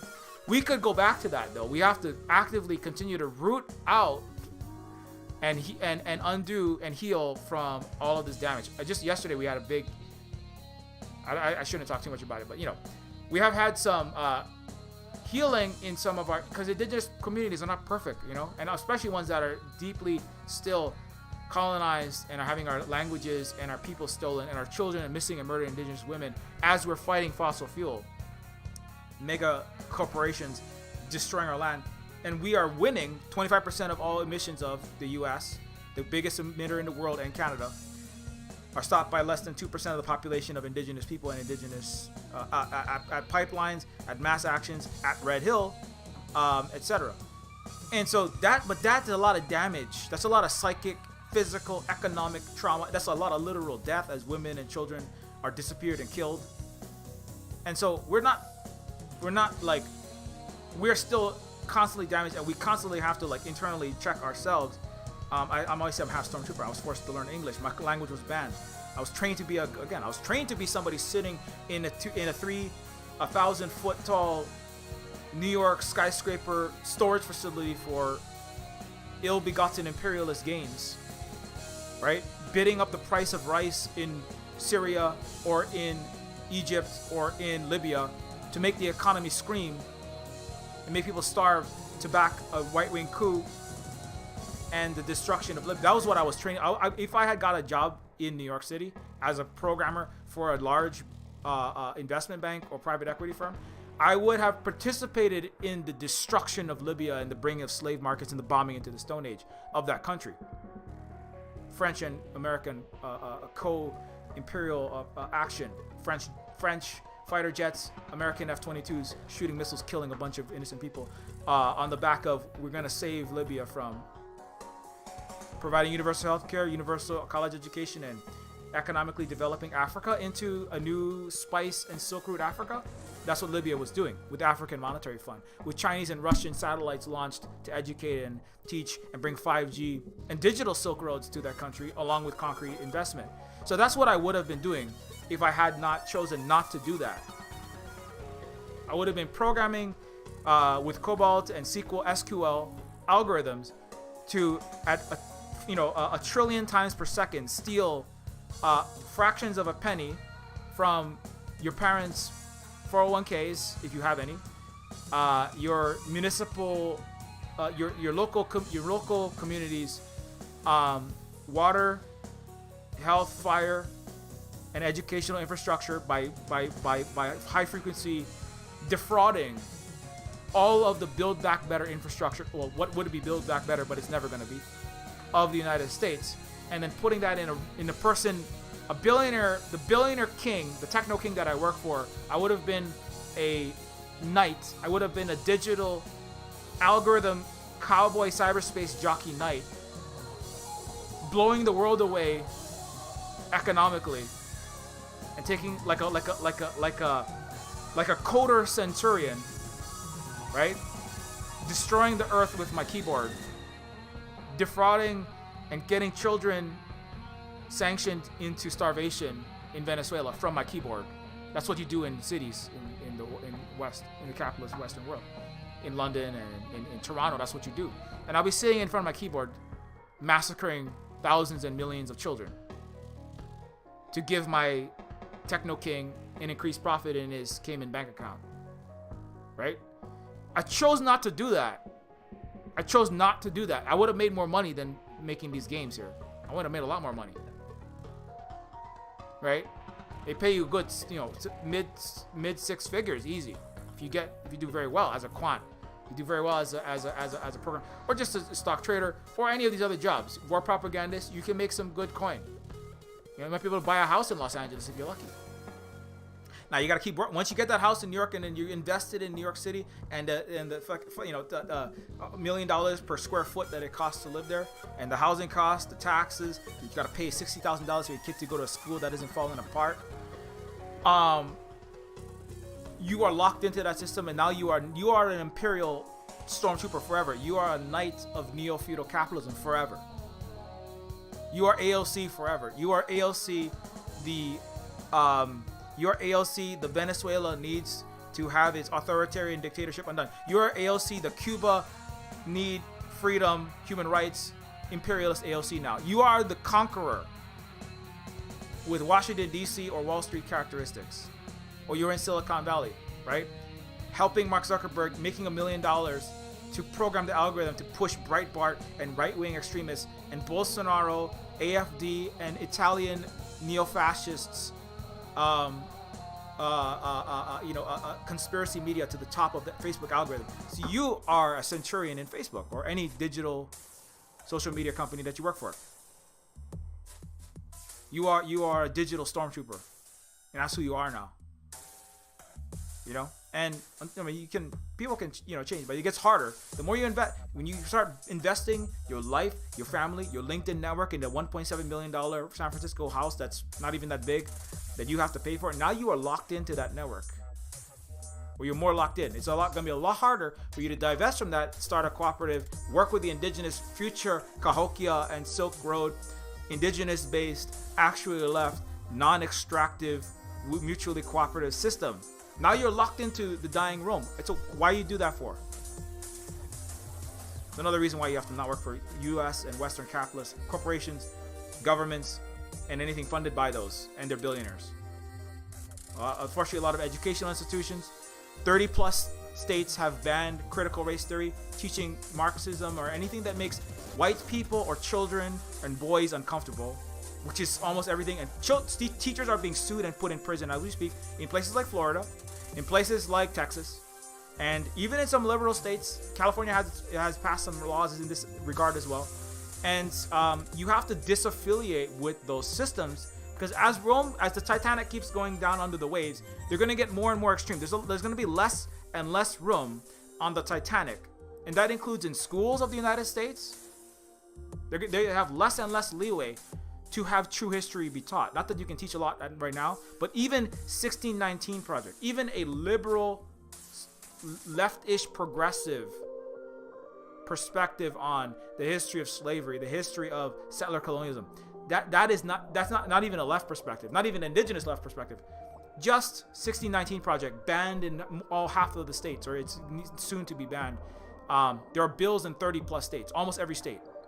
As the Titanic goes beneath the waves, there will be less and less space for truth among the dwindling real estate of the dying empire. So it's a good idea. You're gonna get out sooner than later. You know, you don't want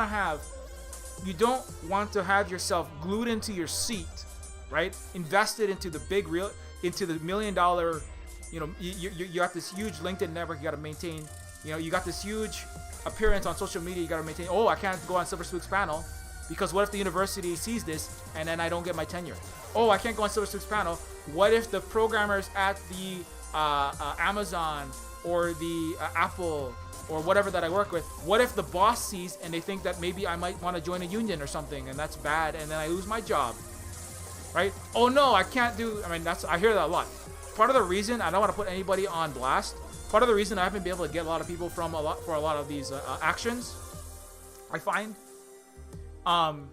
in an academic setting and people who are working for other businesses and this, for businesses, capitalist businesses, and government and nonprofits of the United States, is because they're afraid that they will lose their job, they will lose their career path if they come on a Silver Spook panel. And I don't want to put anyone on blast, but some of them have actually told me that.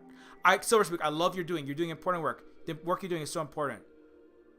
I have to pay like an expensive Vancouver, Los Angeles, Honolulu mortgage. Oh man, I have this huge student debt and I can't get out from under it. I can't do it because I need this job that pays me not that much, but $3,000 a month or something, $4,000 a month maybe. And I can't jeopardize my job coming on your Silver Spook panel and saying actual full true things, because I could lose my job at the university, at the company, for the state institution, for this NGO, for this nonprofit, even the nonprofit.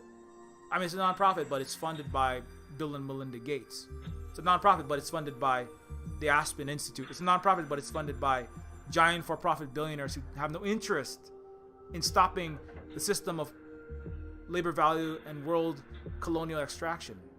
And I can't come on your panel, Silver Spook, because if somebody gets wind that I've done that, they could jeopardize my income that I need to pay for this overpriced mortgage in this city. So literally, these cities are gonna kill you. Unfortunately, Honolulu is one of them. I recommend you find the future Cahokias as soon as you possibly can, if you can. I know you're kind of stuck and you want to help the people where you want to help, but those are going to be the places that become craters, not because they get nuked, you know. But please, let's not do the Fallout timeline, okay? Me and Carl are going to go do Fallout 90s rehashes of Fallout New Vegas, but with cooler Fallout 2 isometric, 60 by 60 pixel character super mutants and ghouls and laser chain guns. But let's leave nuclear radioactive dystopian timelines to the video games, okay? And let's just like have a normal human civilization and then play video games about it instead of like living in a dystopia. I know you want to LARP as a super mutant and shoot your gun at a bunch of rad scorpions and collect the hide and sell it to repair your rusting AK. But that's cool in a video game, you know, like in a video game, you know, and then maybe in some movies, but that's not going to be a lot of fun. In real life, it's much more dystopia. Like Neofeud's point, part of it is actual cyberpunk dystopia is much more banal, sad, and just not fun. It's ugly. It doesn't look cool, you know. It's a big point of Neofeud. And Fallout, a lot less fun when you're living bombed into the Stone Age, like in Vietnam or Afghanistan. You don't want to live through that. Ask Luna how it's like to be forced to poop and worry about typhus and giardia, having no water and no sanitation, pooping into a river, and being forced to eat grasshoppers as America tries to starve you to death. It's not that fun, actually. It's boring. You gotta eat the same grasshopper every day for years. There's no Overwatch. There's no Among Us. There's no Hollow. There are no VTube anime acting and McDonald's. There's no chicken nuggies in an actual dystopia. It's boring ass the same food every day and try not to die. It's sad and it sucks and it hurts. You know, oh, I don't have any spoons. Try not having any. Try being disabled. And oh, I have dietary restrictions. Try having your entire diet restricted to fucking bugs. You know, but a lot of people in the West, they fraudulently, mistakenly think because there's little summer children, they think that that's what they want to live in. Let's not do that. Let's stop global imperialism and stop this global warmongering with the panel that we're gonna do soon on the Luna Oi channel next week Saturday, 9 Eastern time. But back to Boba Fett. So, you know,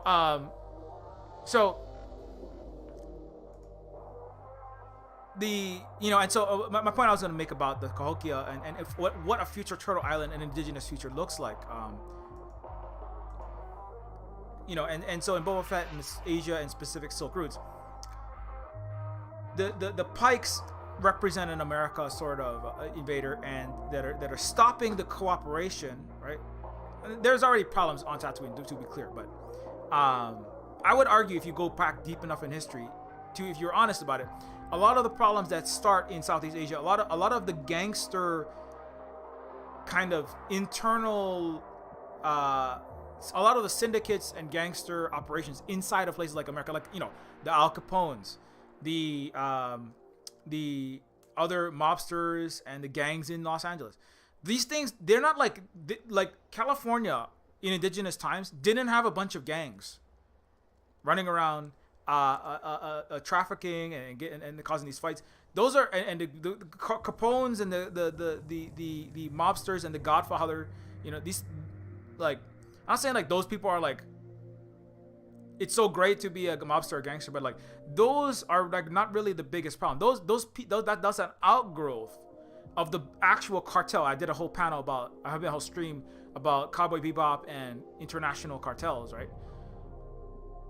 The internal local cartels that show up are a symptom of the imperial global capitalist colonial, and they're generally WASP, white Anglo cartels. Anglo, sometimes Franco, sometimes Spaniard cartels, sometimes Japanese, you know? Like that's, and the Boba Fett working for Jabba the Hutt, a mobster, right?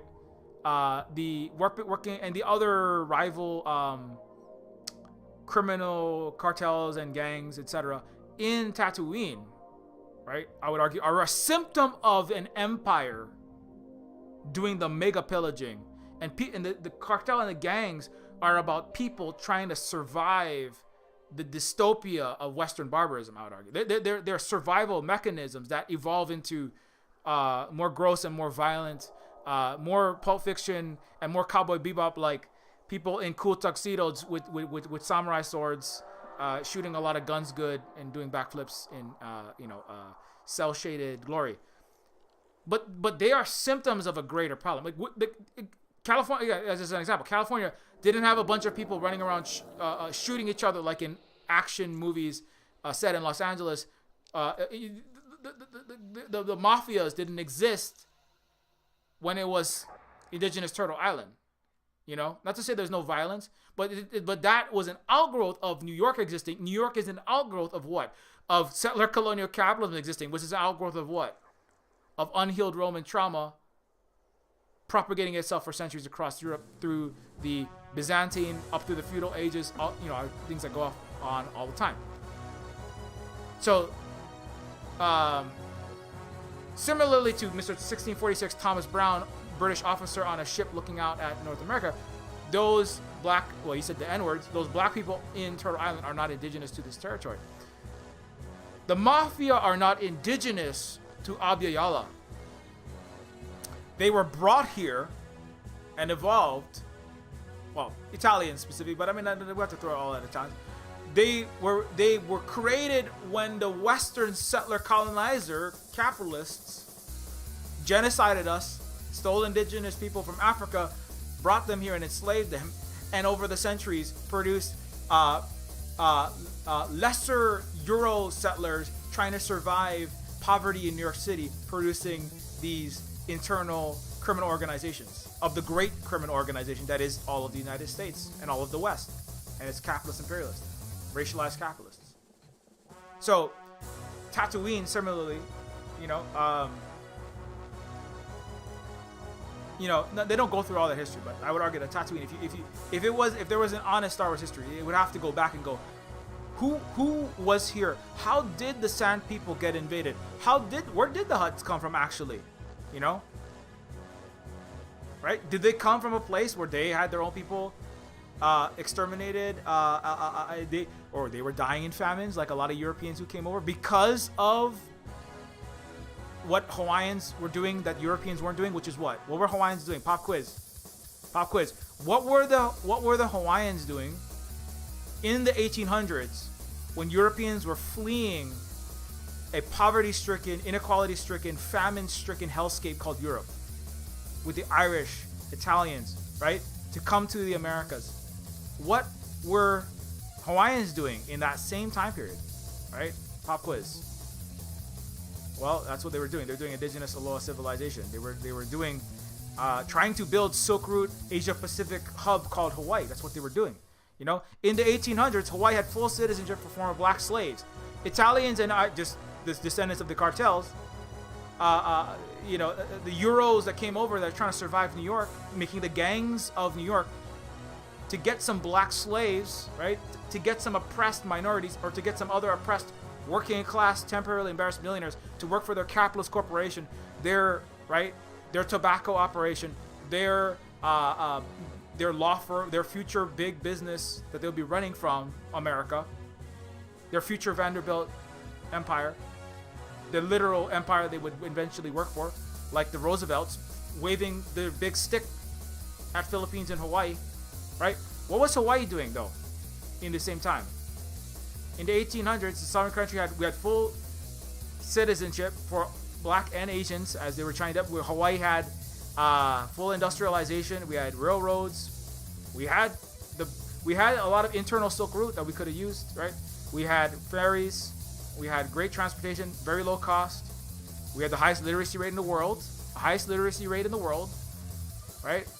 Europe, only the high-born monarchs were privy to excellent education. So, and I often bring up most people still aren't privy to excellent education. In the U.S., 54% of people can't read at a junior high level. So America still can't educate its own people. And that's not even with all the illusory Western CIA-based propaganda that they count as an education. Kalakaua, one of our leaders, had invented. We already had technological advancements. 20,000 Leagues Under the Sea style submarines invented in Hawaii when Europeans were flocking to come to America to survive, making gangs in New York to survive, making mobs in New York to survive. We had equality, democracy, and actually existing socialism. We had the world's first universal healthcare system, right? Hawaii was destroyed by the people who complain about the people who today complain that there is no affordable health care. The Americans destroyed the country that invented universal health care and and one vector of genocide. They defunded and they attempted to wipe out Queens medical system. 1859, world's first universal health care system. Right. So again, it is not inevitable. It's not. So when we talk about the Silk Route and back to the Silk Route and the spice routes, who was there in Tatooine before, the most Isleys and the most Espas showed up, right? I would argue it was U.S. or Western imperial type showed up. I mean, unless you want to be a liar about history and science fiction, that's a normal thing for the West to do. Is, to have Asimovian space communist, anti-Asian, anti-communist. Space hive mind bugs trying to kill great Western white civilization, and that's Starship Troopers. So it would be normal for the West to go back and revise all of history to make it seem like the Sand People just made these huge criminal organizations. They made the dystopian criminal underworlds, right? But that would be lying. You Europeans came to America and you created New Yorks. You created Los Angeles, and all of the people trying to survive there with fictive kin of, hey, we're all wearing the same red bandana or the blue bandana. I work with these kids in my classes. Not even in Los Angeles, in Honolulu. You know, joining their gangs, selling drugs, polluting their own local Hawaiian community with meth, which is not good. And, you have to try to address. But that is a survival mechanism. Joining the gang, selling the drugs, knocking over the 7-Eleven is an. I had professional Grand Theft Auto kids who were stealing Audis, boosting Audis. Hawaiian, Filipino, Chinese, Filipino, Hawaiian, Samoan, Fijian, Laotian, Vietnamese, Hawaiian, Okinawan, Hawaiian, stealing Audis and Mercedes in Waikiki because it's $1 million for a house in the ghetto next to a meth lab above a highway in Honolulu. It's called, that's what cyberpunk. I was like, Neofeud is real cyberpunk, which is a cyberpunk from people of color from the ghettos that America has produced that we have to survive in. If it wasn't, again, it's not the fault of the people who were brought here or who were here, who have been ghettoized, who are trying to survive, and then getting in some negative activity. We have to. All the fault can't be thrown at, it's black on black crime. They're all killing each other in Los Angeles. Oh, it's brown on brown crime. Everybody just beating each other up. It's just black on Asian crime is the new one. Oh, it's black people that's to blame for attacking Asians. Who are the people that are writing the anti-Asian propaganda to start globe-destroying kinetic hot war with China to sell Lockheed missiles? Who's doing it? It's white. Bill Hayton types, like the people that are attacking Luna Oil all the time, white, rich, or upper class descendants of CIA directors and shit that are writing New York Times articles, writing BBC articles, pushing China is taking your lunch, China is attacking you, China created COVID, Chinese are dangerous, the Chinese are coming for you, Chinese are going to invade any second now, Chinese are going to eat, Chinese are despicable, degenerate, right? And then they go, well, look, a black person hit a Chinese person. But, oftentimes it's people that have, like, serious mental health disorders and, not to excuse the horrible racism. But it's black on yellow crime. It's nothing to do with New York Times.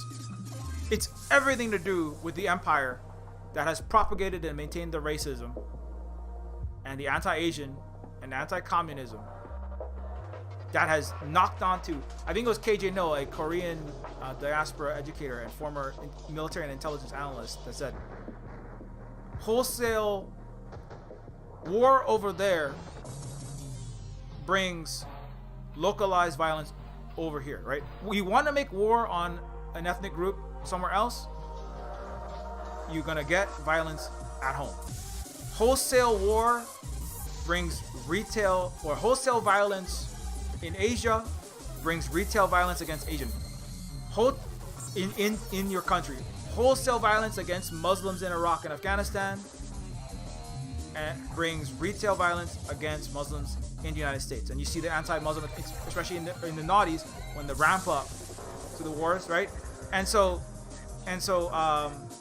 so what was my point there? So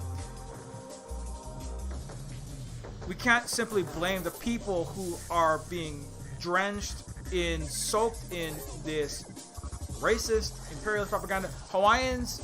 The Chinese, the Filipinos, Japanese, and the people in Hawaii, the plantation workers, they weren't racist against each other in the beginning. The white capitalist plantation owners in Hawaii seeded and drenched the plantation workers at the pineapple and sugar plantations in Hawaii. White capitalists that ran them, like Dole, like Thurston, who later became the governor in collusion with the coup of the United States to destroy our country, illegally occupy us, ban our language and culture, and destroy our universal healthcare system, like I already said, and ghettoize us in the Kali Palama region of Oahu that I'm from, that's also being poisoned, incidentally, by the U.S. military, right next there to your little military base that you set up.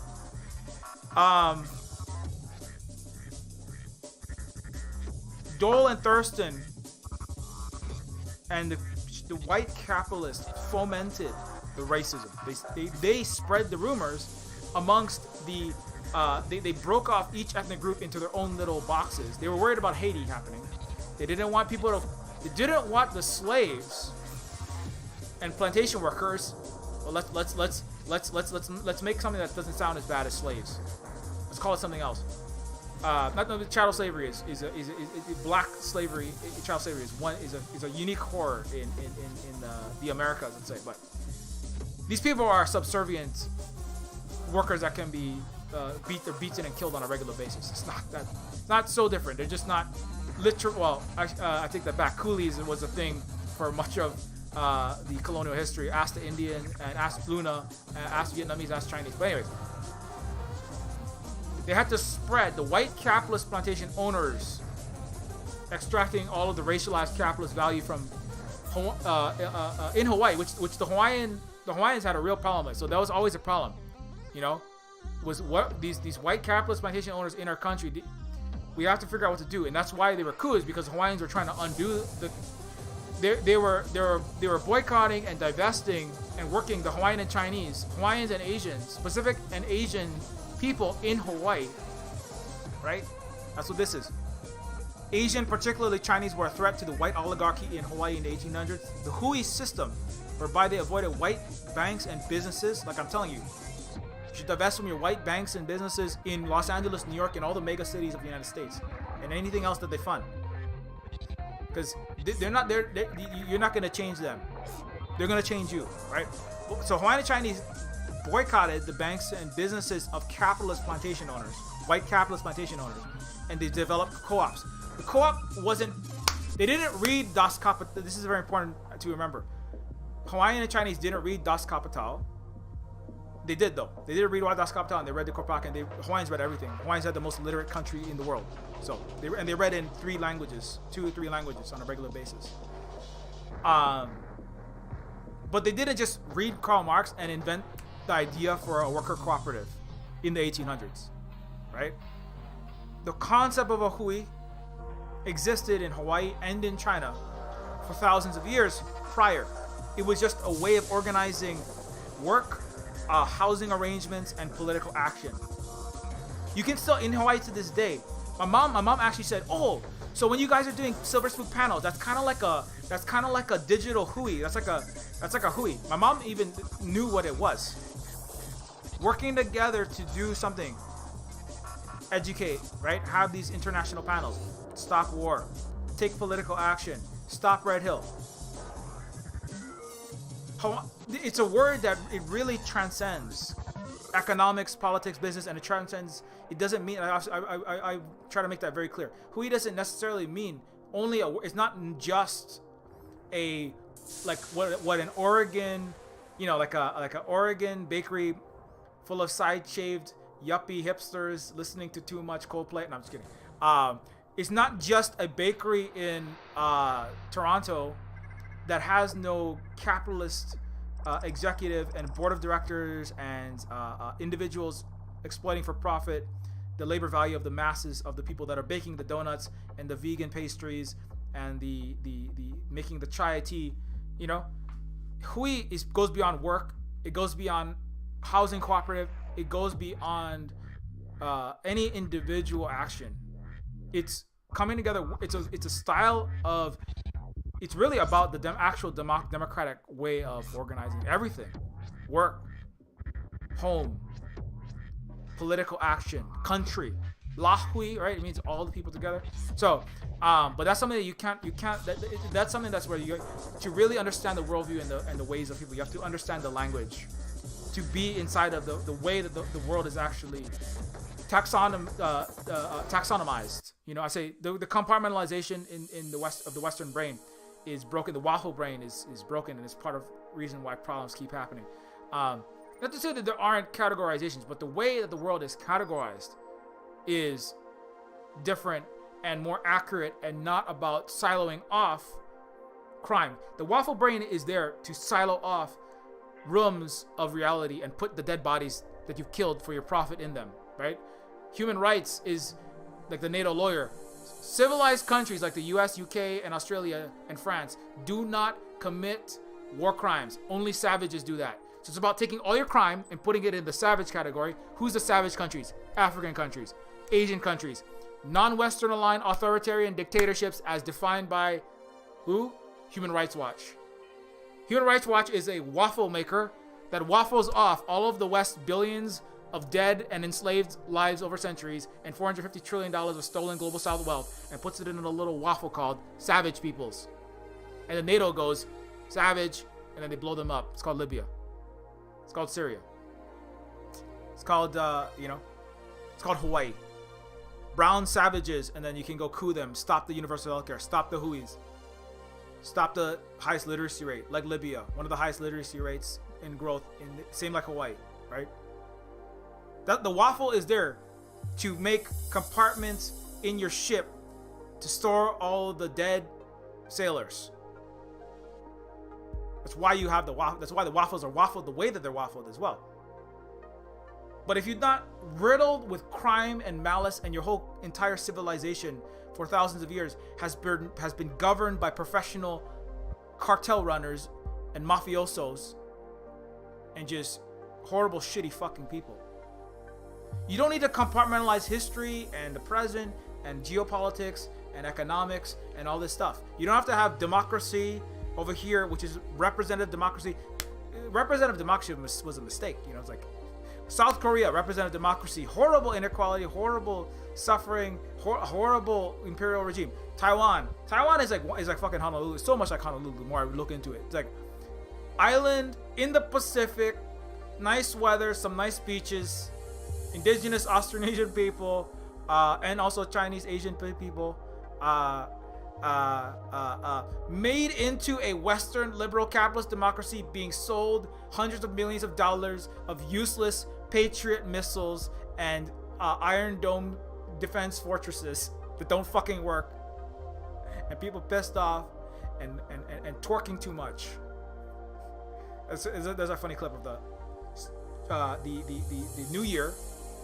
The New Year celebrated in mainland China versus New Year in Taiwan. It's a bunch of like twerking, Gangnam style, like kind of like no king shame and no like sex worker shaming, but like it's like not it's very like the Taiwanese wanna be America, or they're told that they should be American, like Honolulu. They wanna be Barbie girls with their coconut wire. There's jokes about that. Like they're like, you wanna be New York. You wanna be New York. Wave your American flag, Hawaiians. The Taiwanese, wave your American flag. Love America. Get up there and be Taylor Swift. Get up there and you wanna be Madonna, and you wanna you wanna be a celebrity. Forget who you were. Forget the past. Just be a city slick, Sex in the City, and arms dealing, fucking high frequency trading algorithm programmer. Make a bunch of microcircuits at the TSMC Taiwan chip maker so we can put them in our Lockheed missiles. That's all we need you to do. You love America. That's what Taiwan is. It's a America worship. It's a U.S. Western capitalist worship place on an Asian and Pacific island country. That's what Hawaii is. So we have Hawaii and Taiwan very similar. Also, huge military, unsinkable aircraft carriers, as thus spoketh General MacArthur, to do what? Stop the spread of communism by aiming missiles at Beijing.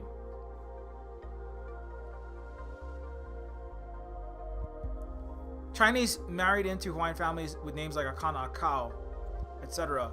Also, and it's because of the ways were so similar, and so like that's part, like Hawaii could have easily been part of a multipolar Asia and Pacific wide, like the Pacific nexus of the international silk and spice trade route, which could have then connected to Cahokia. Maybe I mean, I haven't researched this all, but a lot of this history has been erased and destroyed by the Western academic world and the Western just by the West generally. They don't want to teach anything about this. They're trying to wipe it all out for so long.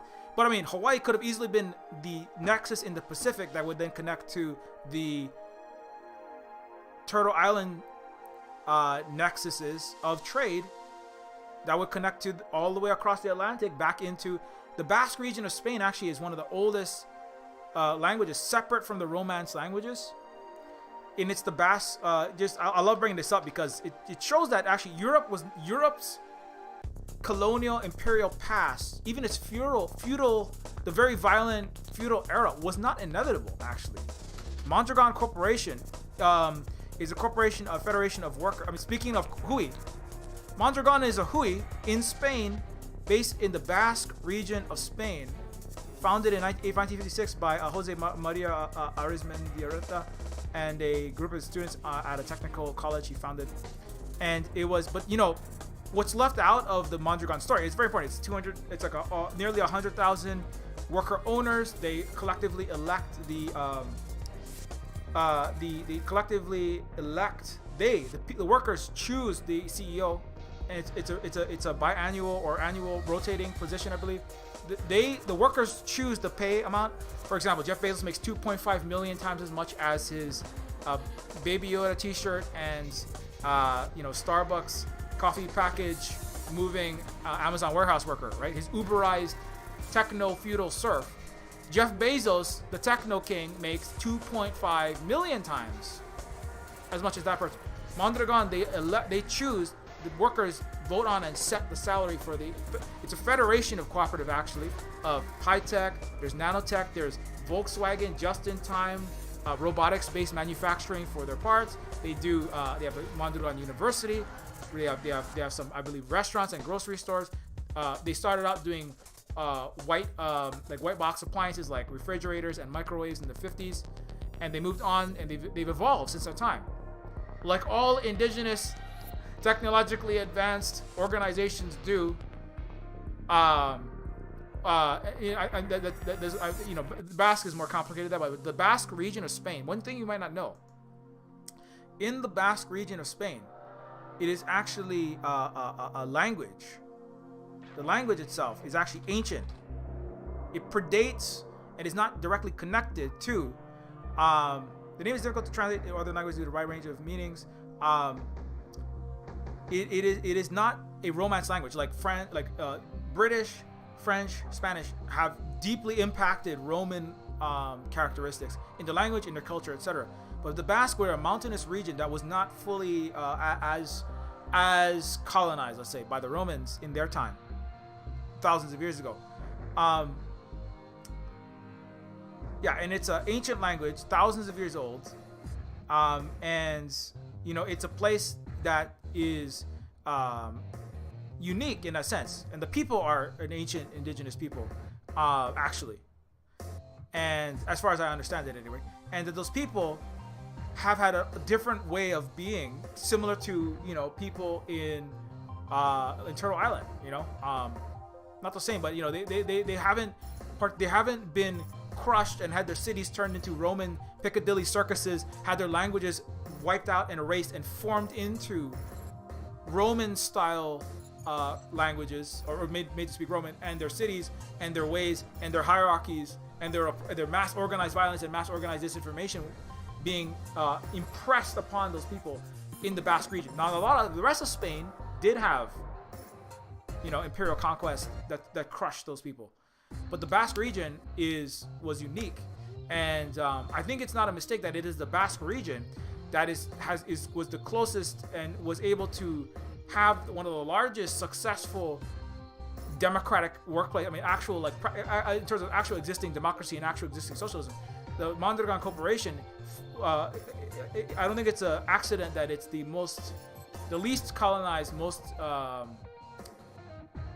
non-Roman impacted place that is developing the most successful worker cooperative, or one of the most successful worker cooperatives in the world. One of the most successful Hui in the world is in this region. And there could be easily a version of where the Turtle Island Silk Route and Spice Route connected to Europe through the Basque region, and then it connects onto other, parts that are. And it's not that they can't. It's not that countries of Europe cannot disaffiliate and stand up to the imperial powers, but NATO right? And most European countries in the EU, unfortunately, EU is a project of the United States to maintain American hegemony. That's what the freaking EU is for. It's not there to protect you. You think that American missiles being brought into Ukraine is going to help keep you safe in France and Germany? You know, do you really think that war? You know, there are some sane people in Germany and France that are like, they're like, why do we want to start wars in Ukraine? Why are we giving into this propaganda that Russia is going to invade at any time? You look back every year, there is a bunch of articles in all of the Western media. Russia is about to invade Ukraine. Russia is moving troops. It's the same story all the time. But the waffle brain breaks 2022 off from 2021, from 2020, from 2019, from 2018, right? From the Neera testimony where hundreds of incubator babies, 100 times more babies than could ever have been in a single hospital are being thrown out, right?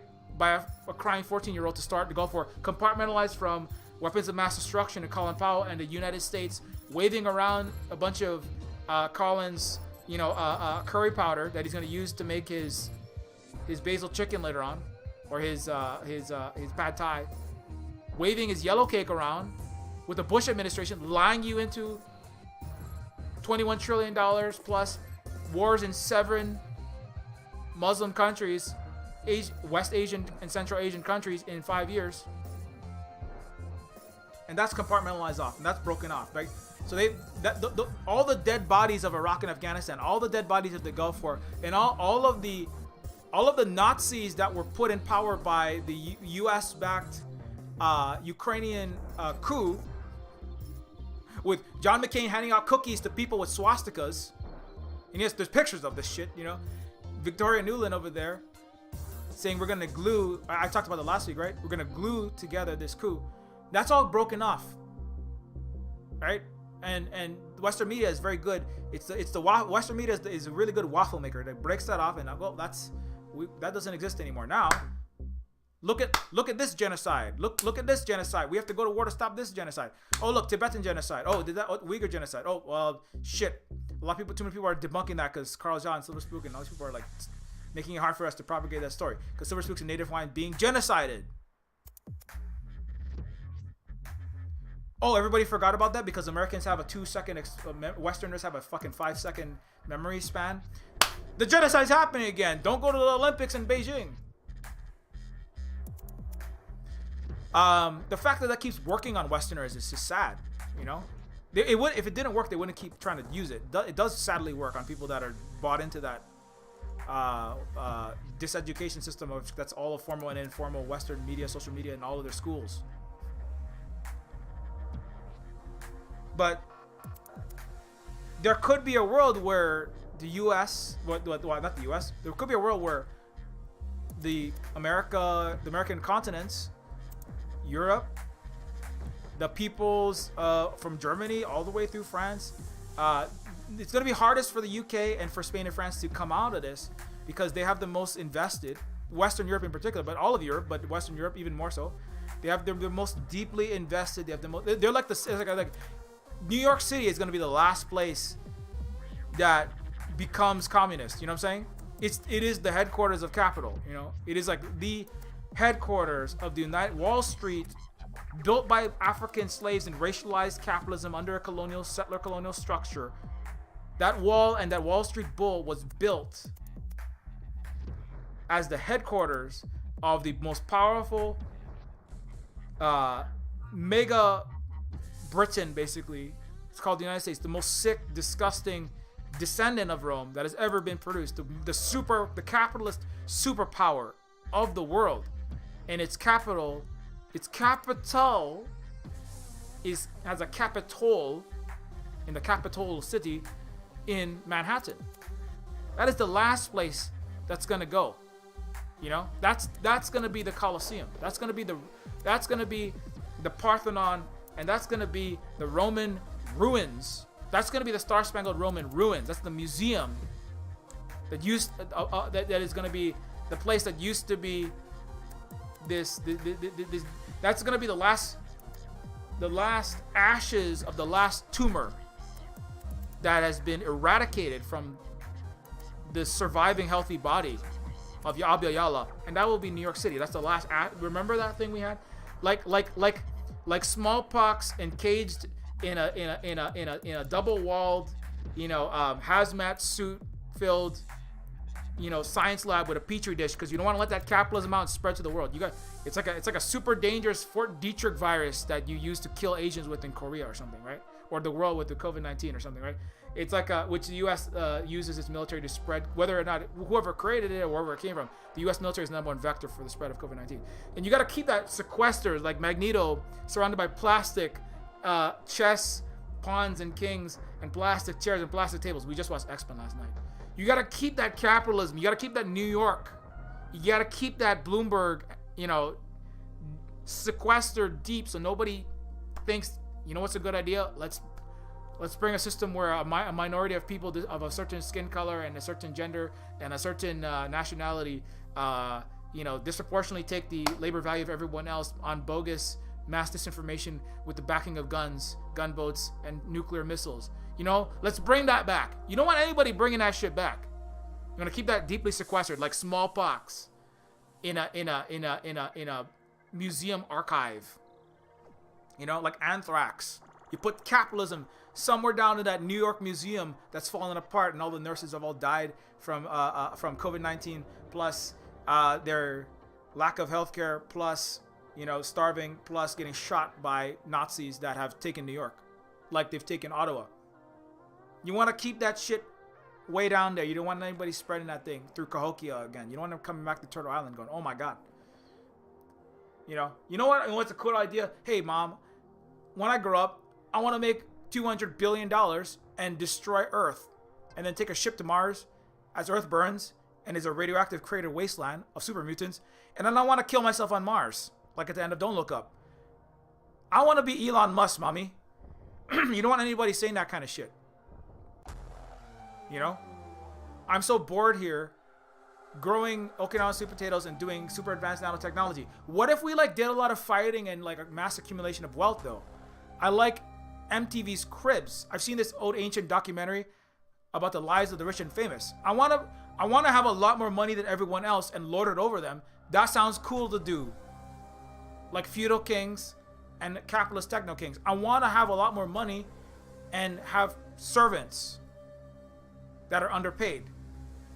Because that sounds dope, Mom. Because I watch too much American. That's why you need the Great Wall of China. It's very smart. The digital Great Wall of China is very important. You don't want everybody imbibing, like in Mortal Kombat, too much television. You start becoming you might become South Korea. You could become Taiwan. You don't want that cancer spreading into China or into your healed civilization. You watch too many NFT bros. You listen to too much Joe Rogan in your ear. You're gonna start thinking that being a dickhead, racist, shithead, anti-vaxxer, entrepreneur, NFT, cyborg monkey salesman is a good thing. You might accidentally believe that, because America is very good at selling itself. In the West, capitalism is very good at selling itself. So it's spread. It's like Omicron, Epsilon. With the R of 70. Every time a Western capitalist douchebag opens his mouth, he spreads capitalist ideas to another 70 people around him. Right? So much like an Omicron virus that can spread digitally. See, the problem is capitalism is worse than COVID, and not just because it's going to kill the entire planet, not just, another million Americans after a million die. Congratulations, by the way, 3,500 Americans died today from COVID-19. Good job. That's really cool. Good job, idiots. More than an entire World Trade Center still dying. Nobody cares. Everybody's back to normal. Good job killing yourself, Westerners. But capitalism is worse. Westernism is worse, because COVID-19, if you are, in a ventilated area with a, KN95 or, a 3-layer mask with another outside mask, you've got your, Pfizer or Sinovac or whatever vaccine, please get vaccinated, and you're boosted, you have a low chance of catching the virus if you're socially distanced and taking precautions. Joe Rogan and Elon Musk can get up on his Twitter and blast to billions of people on the earth. Mark Zuckerberg can put right-wing capitalist propaganda into every language on earth and have 2 billion people, and he can put on blast his ideas into 2 billion people's minds 50 times a second, or as fast as you check your Facebook or Twitter. It is so contagious. this Western capitalist idea. So much more dangerous than any physical, biological, spike protein SARS-CoV virus could ever be. You know, very dangerous stuff. You gotta keep that really sequestered. You know.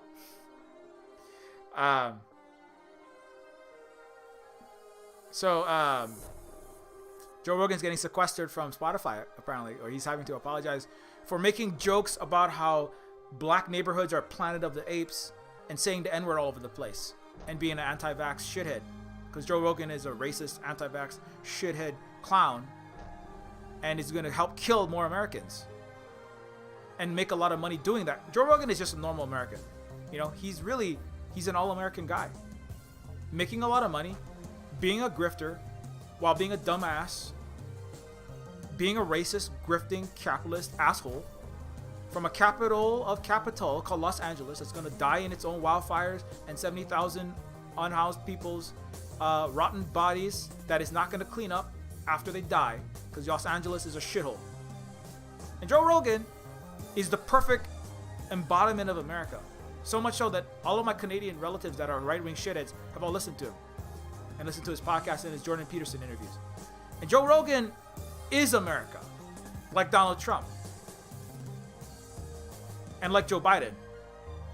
And I recommend that you disaffiliate with all the flags, government, institutions, symbols, corporations, business, nonprofits, and for-profits, and entities involved in them.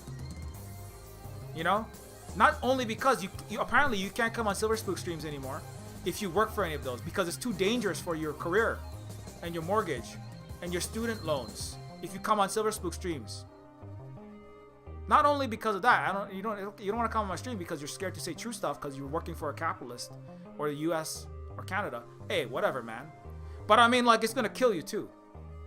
And it's gonna even if you live, your body, your soul will be eaten out by the neocytes of the Adam Smith, 4465 variant of the Aquilan trauma. You know, it's called endgame neo-feudal capitalism. You don't want to die. That's a really sad way to die.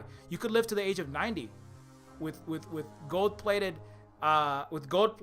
vaccines injected by Filipino slaves, and you would have died 50 years ago, like AOC did already. She's already dead, and you don't want to die that way, being a water protector and then getting indigenous people killed and getting socialism destroyed. You know, like AOC does when she supports imperialist wars. You don't want to die. That's a sad way to die in your heart and living as a zombie, as an undead lich. Being the little Care Bear, Bernstein Bear daughter of Nancy Pelosi. We're the good people Care Bears of America, that are all dead inside. Nancy Pelosi died a long time ago. Everyone in DC, you go to DC and Wall Street to die. That's where you go to die inside. That's why I didn't go there, because I wanted to live. So, anyways, should probably get off of here soon. But very importantly, the spice and the silk roads will come back. And I didn't talk too much about Star Wars nerd shit, so I'll do more of that later on. The Asian and Pacific peoples on Earth, like Tamuera Morrison and Ming-Na Wen, Chinese and Maori peoples, actors in this show, and also the characters, they're not necessarily like the characters are not indigenous within the world. Boba Fett and Fennec Shan is not necessarily, but the story the story in Boba Fett has a lot of elements of indigenous history, and one more point I didn't make. I should probably come back and finish that one up.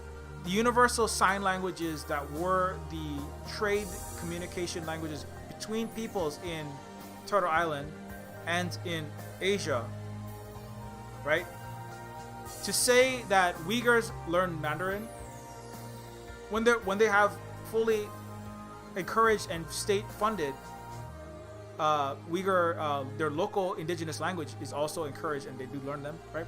But to say that because Uyghurs learn Mandarin is like saying because Sioux and Anishinaabe and Lakota and people across Turtle Island learned the hand sign language, that was a genocide. Because, you know, it's nonsense. You learn universal languages so you can trade, and you learn your local communities, your local indigenous ancestors' languages also, right? That should be the option, not English and Spanish, not English and Japanese. I learned Spanish and Japanese, and I learned some French. Why am I learning already English is already not my language. That's a colonizer language. Why am I learning English and then another, you know? But that's the languages that I was put into Spanish. I didn't have a choice. I was put into 2 colonizer languages. And I'm part Japanese, but you know, Japanese is taught because Japan has been folded in, and Japan is a satellite of the U.S. empire, right? It should be English and your native indigenous language, like it is for Uyghurs, like it is for the Kazakh, like it is for 56 ethnic regions with many of them autonomous regions. There's actually a Korean autonomous region as well. And in China, and they can learn their Korean language, and they learn the trade language. That's not, anyway, that's very important, because that is symbolic, that you learn, you understand not only your ancestors' language, your ancestors' history, right? That is important in China, and also that was important in Turtle Island. The banning of language in Hawaii, the banning of language, what Canada's residential schools did, eliminating the indigenous language, is the polar opposite. That is the proof. You know, it's kind of like, I don't know about this freedom rally thing. Indigenous people, I don't know about this freedom rally thing. I mean, liberty and freedom, that sounds good, but it sounds fishy, right? Luna always like, oh shit, freedom, human rights, oh, you know, red flag, like 200 red flags right there. But this indigenous people, like indigenous authentication is you go, okay, let me look my cousin, my family that are in my indigenous relatives. Some of them are like people that are further away. You know, I'm Anishinaabe. I have a Sioux relative that works at the university. Here's my tribal count. You know, my elders. Let me check this out with all of my relatives my trust network around the digital Silk Road that we can connect through. Right? I'm like, when I heard about this thing, I said, let me ask my friend, check in with Agent NDN. Indigenous activists in so-called Canada. Let's check in with Nick Estes. Let's check in with other people that are operating that I trust because they've been working in solidarity and they're our relatives. And we in each network, that's what dialectical thinking is. It's like, don't immediately take some new piece of information unintegrated with history and time and space and geopolitics and reality, and just believe it because it sounds good. You hear the new information, and then you check it out. You actually check it out. If Westerners, everyone, Europeans, college-educated Europeans, Americans, Canadians, if they actually did the critical thinking, the dialectical thinking, the rational thinking, the empirical evidence-based thinking that they claim that they do, Uyghur genocide narratives wouldn't work, because you could easily Google it and figure out Adrian Zen's and capitalist imperial think tanks like Victims of Communism Foundation and literal Nazis are the sole sources of all, and these kind of people are the sole sources of the information. But people don't do that. People don't do that because they're not thinking the way indigenous people do, which is, let me check this new thing out with all of my network and all of my relatives and sources of information that I trust. Let me really check this out. And that's why when we're looking at, we're speaking on the Freedom Trucker Rally, right? The so-called Freedom Convoy, right? Which is full of, you know, let me look at AGNDN. He's got all the best stuff. You know, he's over here like what the hell is going on with these people? I'm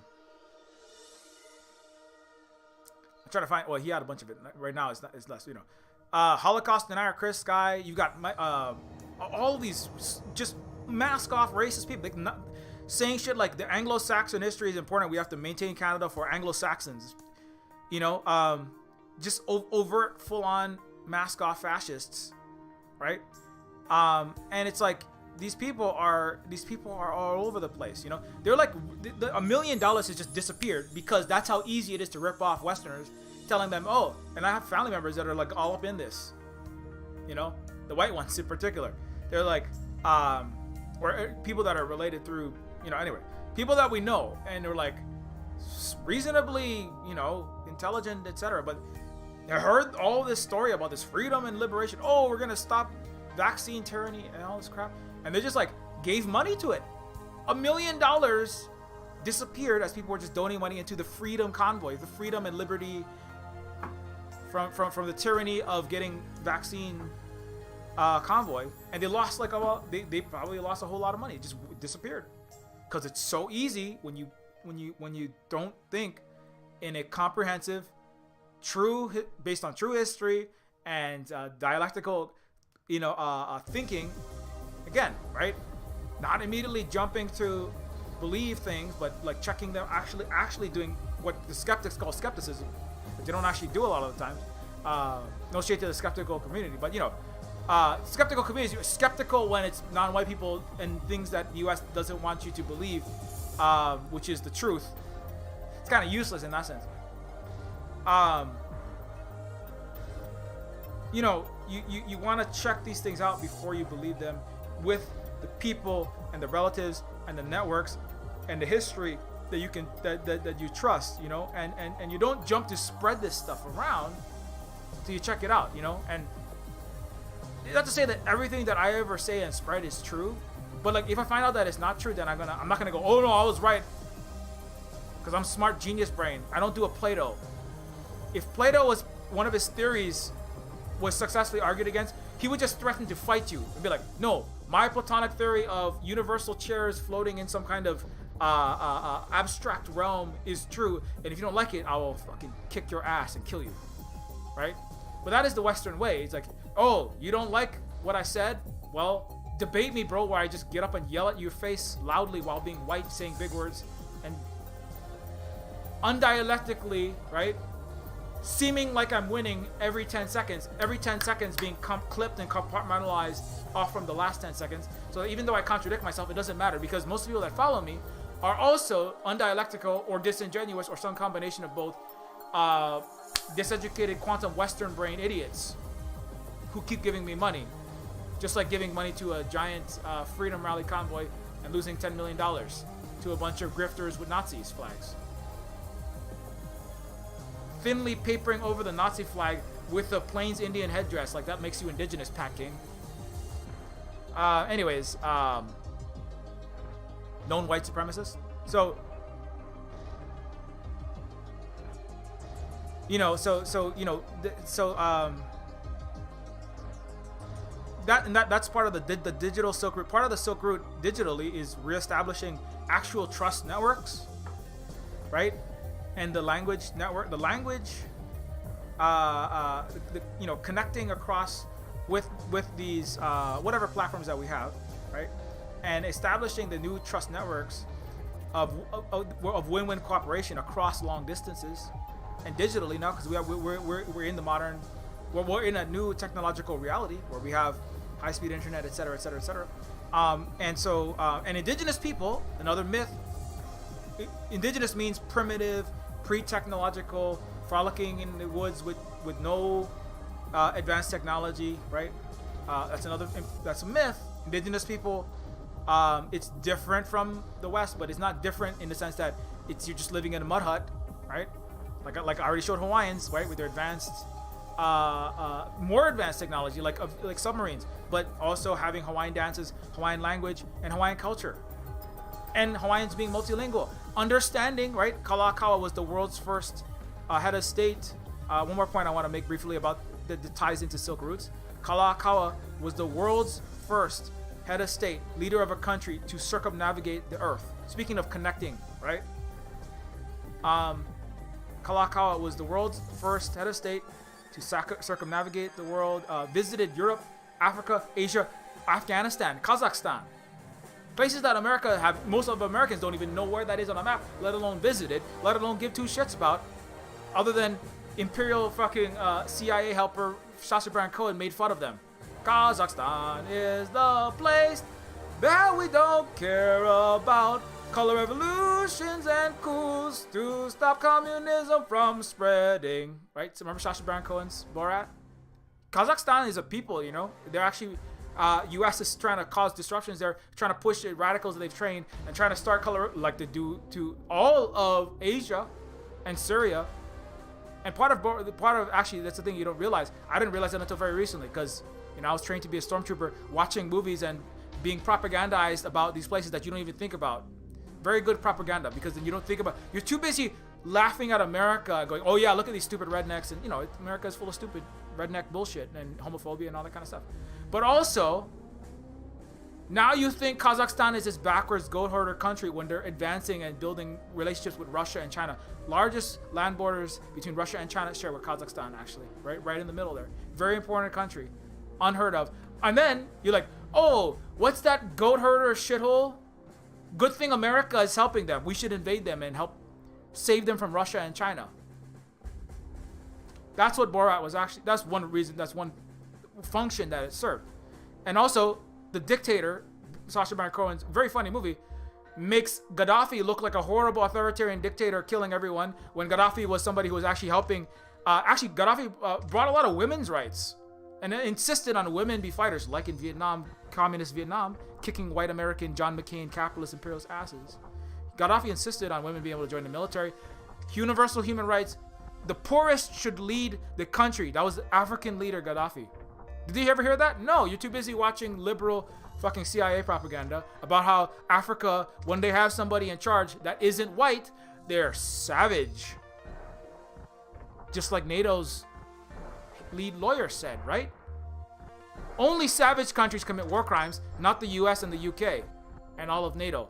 Only savages like Sacha Baron Cohen's characters in his movies. Only they commit war crimes. Right, asshole? Sun Yat-sen modeled a socialist, anti-imperialist, technologically modern, economically prosperous China on 1800s Hawaii. Sun Yat-sen is, I did a lot of streams last year about Sun Yat-sen. Sun Yat-sen is the father of China and modern China. Like if you look Xi Jinping, Sun Yat-sen address, you're gonna find speaking at these events. He is so important to all of China, ROC and PRC. Now, there's a lot of disagreements there, but all of China, Taiwan, which is a part of China, but Taiwan and mainland, who have disagreements on a lot of things, all recognize Sun Yat-sen as the father of modern China, revolutionary pioneer, right? In the 1911 revolution in Beijing, where he led the beginning of the rejuvenation to bring a socialist, anti-imperialist, modern, technologically advanced, anti-imperial China. Sun Yat-sen, people are urged at home and abroad to emulate and carry forward the pioneer spirit and work together to realize the rejuvenation. Rejuvenation is a very important word. Sometimes it has a more violent meaning, but you know, I mean, rejuvenation, the revolutionary process is part of a rejuvenation process, you know? The translation for the word rejuvenation is not, it's a hard, it's kind of like hui. What does hui mean? What's hui in English? You have to go through like 6 hours of dialectical Silver Spook indigenous left understanding to kind of start to get what it means, you know? It doesn't directly translate, but but the word that comes from behind that, it's a process. It's kind of like brainwashing. It's not the same, but it's a process of improving the society, sometimes violently if it has to be, through a revolution that has guns and armed struggle. But Sun Yat-sen was somebody who led that process. Where does Sun Yat-sen model that future China? Sun Yat-sen was born and raised in Hawaii, a socialist, anti-imperialist, technologically modern, economically prosperous China from 1800s Hawaii. Where did Sun Yat-sen, and he was given his award in grammar at the school in Hawaii called Iolani School. Sun Yat-sen was the second highest in his class in grammar, and he was awarded that award by Kalakaua, the elected leader of socialist Hawaii, where Sun Yat-sen was raised in Hawaii. So again, if you missed this part from last year's streams, Sun Yat-sen was a Chinese person, diaspora, brought in to Hawaii to live with his and work in Hawaii, and was educated in Hawaii by Hawaiian teachers at Iolani School, and his brother Sun Mei was a well-known Hui business or cooperative business operator on the island of Maui. Sun Mei was the older brother, and at the end of his life, or not the end of, towards the as the revolution in China became closer and closer to success, Sun Mei sold all of his ranches and all of the cultivated land. He was doing very well on Maui. He sold everything and put all of that into buying guns and into funding and into organizing the revolution in China to stop capitalist, imperialist, and the local collaborator feudalist structures to rejuvenate China. And it was organized from Hilo, Hawaii. A lot of it, Hilo, Hawaii, here on the big island of Hawaii. Some of it in Honolulu. Based on socialist Hawaii. So Hawaii is actually important to Chinese history. Actually, right? In the process of undoing the colonial degradation and that, they call it the century of humiliation, from the time of the Opium Wars, when China, right, like Turtle Island, was much more prosperous, actually. Then China had a 30 times higher GDP than Britain at the start of the 1800s. By the mid 1800s, right, and the opium, by the time of the opium, by the second half of the 1800s, Britain had surpassed China. China had been subjugated. They had lost millions of people to this narco trafficking. Tens of thousands died in wars, and their economy had plunged, and their people had become humiliated, and many of them ghettoized in places like Hong Kong, which had British royalty and officers carried on the backs of Chinese as the Hawaii of Britain, as a platform, an unsinkable aircraft carrier, an island to plunder China. So Kalakaua showed Sun Yat-sen and the Chinese people, by extension, a path to get out from under 1.4 billion people, the biggest country in the world's subjugation. And how did Kalakaua do this? Kalakaua did this in part by, how did he encourage and get this knowledge out and connect Hawaii? How did Kalakaua and the other Hawaiian people, not just the elite were just elected leaders, but all the Hawaiian people were super educated. How did the Hawaiian people maintain an independent country in a time in the 1800s when black, brown, and Asian were considered not even human beings? They were like animals, coolies, N-words, Injuns with a J, they were not considered people, considered fit for slaughter, for subjugation, for enslavement, for eradication, and at best, kill the Indians, save the white man inside. How did Hawaiians even maintain? It's really a miracle. Not a miracle. It's really a testament to the fight and the ingenuity and the creativity and that the Hawaiians were able to outsmart the rest of the Western world and outplay them in their own symposiums and show them up in their own, like, writing books, inventing technology, progressing in society. The Europeans exclaimed, again in Paris, this island nation of Hawaii is ahead of every enlightened country of Europe.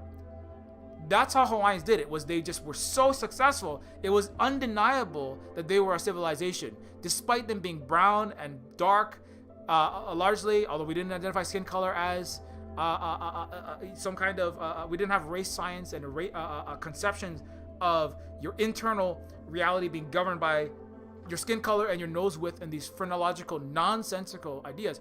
But we proved to these white racists and their civilization that you could have an advanced, civilized, non-white country, right? What the NATO lawyers still don't want to say, which is we Europeans think Africans aren't real humans. They're savages. And we will kill the African and save the white man inside. Well, actually, we don't really want, if we're being nice, we'll say that with Western aid. But most of us don't really even want to do that. We just want to keep pillaging them forever because they're savages. But the Hawaiians, they call us the N-words of the Pacific, but We were so advanced that you couldn't really get away with that because they would be kind of like China embarrassing the U.S. today. So anyway, so Kalakaua circumnavigated the globe first in the world. Another first universal healthcare system. Emma, mother of universal healthcare, Hawaii. First, world's highest literacy rate. World's first submarine. World's first,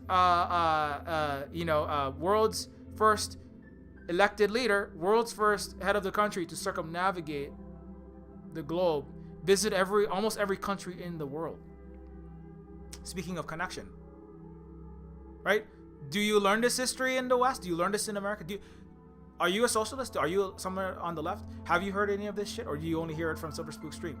I don't even see other Hawaiians, sadly, sometimes sharing this stuff. I'm like, I wish you would share more of this and not just like, oh, please stop poisoning my Red Hill. I mean, yeah, that sucks. But you know what? We're not going to actually stop the U.S. military occupation till we get way more educated than just, oh no, my $2 million Kailua home might be in jeopardy because there's some poison in the water. Oh no, my new Wanu house is too close to Red Hill. That's not enough to actually free you. You're still a stormtrooper over there. You know, I wish Hawaiians, some of them, this is some in-house cleaning, but this is because of the stormtrooper. This is because of the Western disinformation, diseducation system called public, private, and charter schools in Honolulu, Hawaii that I had and everyone else had to go to. So it's not all their fault, but you should start learning sooner than later and start sharing all of this stuff and connecting with the relatives around the world. And don't be afraid because the university is going to fight you. Stop working for the university if you're afraid to come and say the things that I'm saying in your workplace. Your workplace is a reactionary, toxic, capitalist workplace. If you cannot say everything that I'm saying on this stream in the place that gives you paycheck to your boss, in the presence of your boss, that's a toxic workplace that will destroy you and all of your people. See, Luna Oi can come and say everything I'm saying to all of the co-workers. Well, it's Luna EJ, it's a worker cooperative of Luna EJ and the Non-Law Collective. They're Vietnamese communists. But guess what? Most people are 85%, not because they're forced to, because everybody has a dialectical education, and 85 to 90% of people vote for communist candidates because they look at capitalism and communism and they choose communism because it's just better when you actually have an education and you know what each one of them is. Most Americans don't fucking even know what anything is. They can't even know they don't even know the COVID-19 vaccines work half of the fucking country. Let alone what communism actually is. They don't fucking even know. So you should leave that work. You should change that workplace, or you should leave that workplace. And that's a big problem.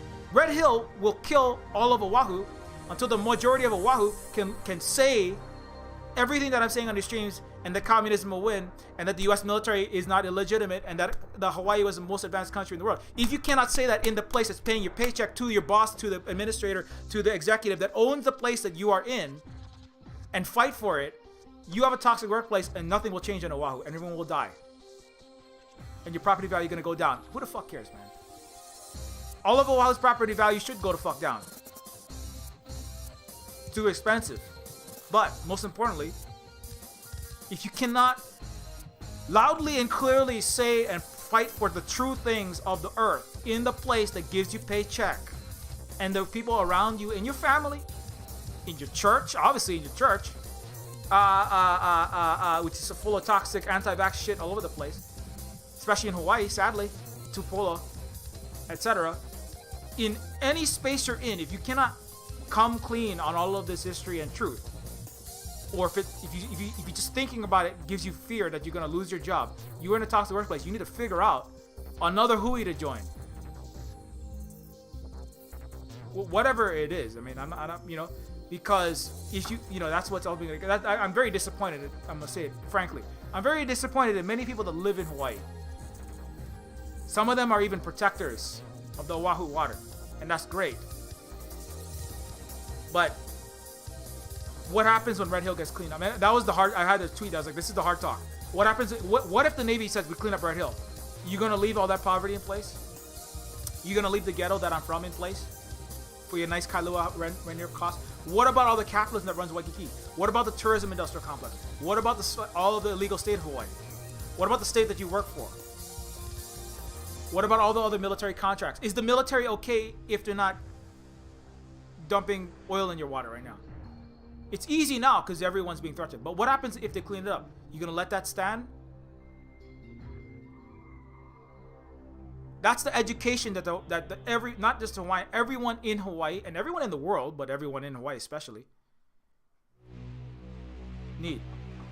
Do you want to build a new Silk Road, or do you want to just die in your star-spangled cancer with slightly less oil in your water? Oahu is full of puppets for the military-industrial complex, big capitalist cultural prostitution called tourism and real estate, and that has to be examined. You gotta get out of that tumor, man, or non-binary person or woman. Kalakaua traveled the world: Japan, Egypt, Southeast Asia, the Southeast, all across the world, right? And that was part of helping to try to join and rebuild the broken win-win cooperative Silk Routes. That was the project.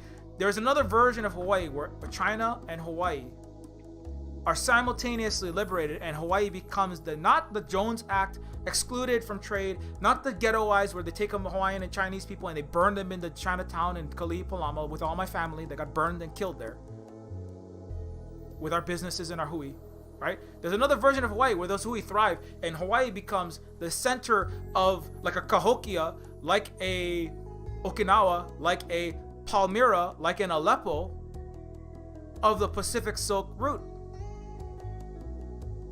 You know, that's what we will be. That's what we will be if you can get your shit together over there.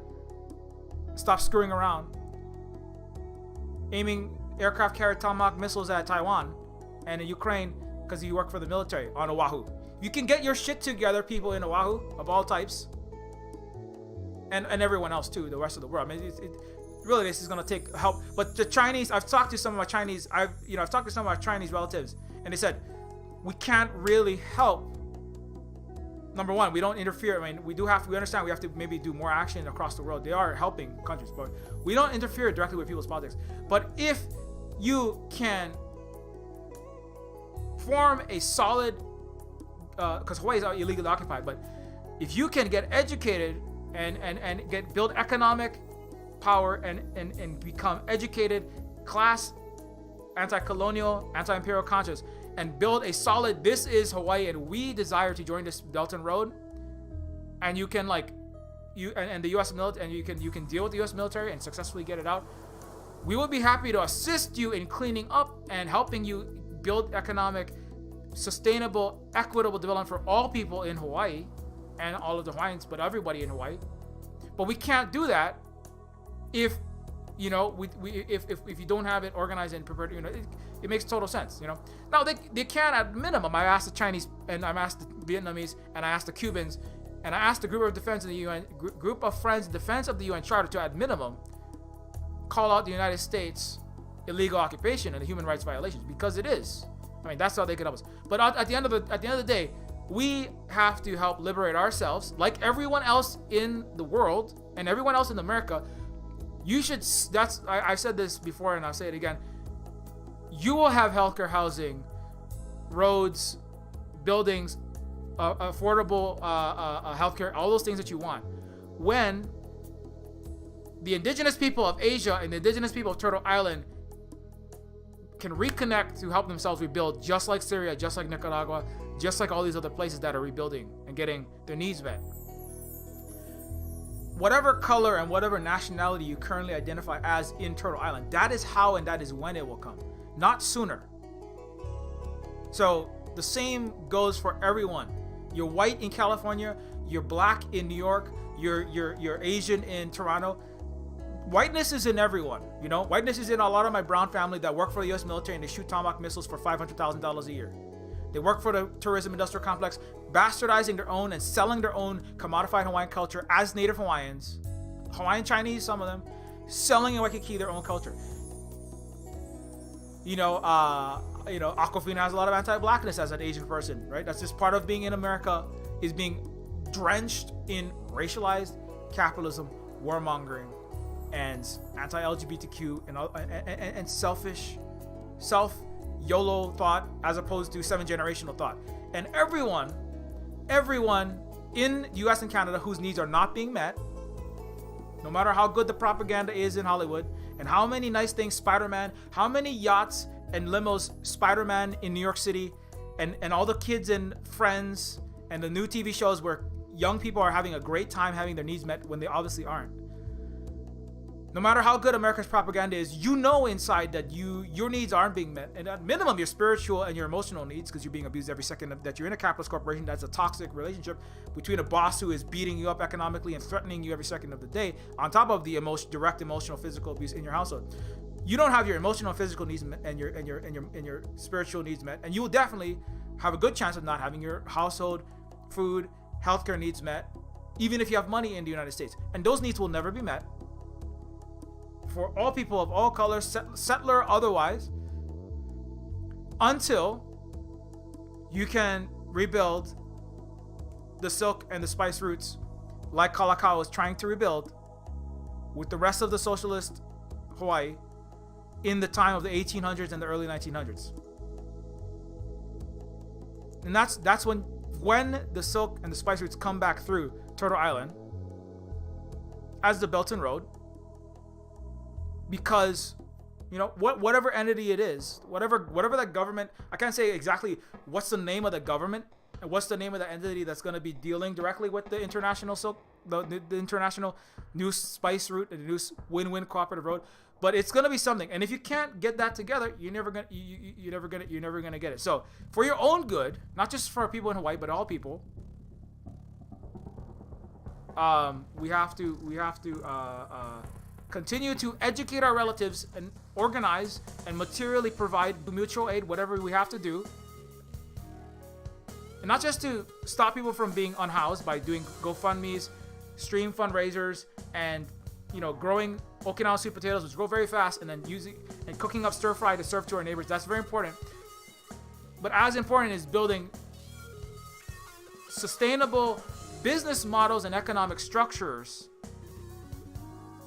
to build increasing economic, which builds political power, which builds all power, like the Bolivians figured out, to not just harm reduce, but to build power, so that there's an alternate, so that when you go to work to get your house, it's got to be work that can pay for your house, your food, your everything. I mean, that's hard. It's hard. It's not easy, I know. Gets easier the more socialism you have around you, but it's not. That takes a lot of creativity and a lot of thought. Like Silver Spook Hui, we've been running for 5 years plus, right? And we don't. I can say the things I say because I don't have to worry if my boss is going to fire me or stop my 10-year career path if I say everything I'm saying right now.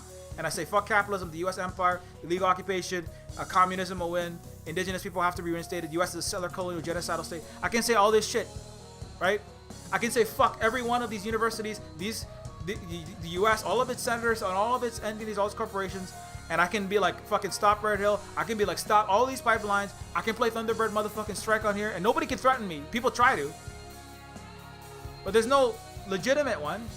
Because why? Because what the threat is, they try to say, Silver Spook, I'm gonna get you fired from University of Hawaii. Silver Spook, I'm gonna get you fired from the NGO you work with. Silver Spook, you're gonna lose your grants. Silver Spook, you're gonna lose your U.S. funded, indigenous Native Hawaiian grant. You're gonna lose your Kamehameha grant. You're gonna lose the grant. What funds your games, huh? What's making your games? I'm gonna get your fund. I'm gonna at the executive that's paying for your grant. I'm gonna get you in trouble because you said shit about the United States. Because you said shit about the Canada that you work for, the university that you work for. You can't do that to me. And that's why I can do the things that I do. And you can't. Some other people cannot. That's what actual economic sovereignty means. If we had even 10% of Hawaii and maybe 20, 30% of Hawaii fully economically sovereign, you think of the actions you could do. You would have like 200,000 people out there for Red Hill. Right? Because you wouldn't be going, oh shit, I can't come off of Red Hill because what if I lose my job working for Pearl Harbor? Right? Oh shit, what if I lose my job working for State of Hawaii? Right? You would have everybody out. It would be done already. It would be done deal. Done deals already. You'd have fucking 200,000 people. Fuck this U.S. empire, this military. You get the fuck out of here.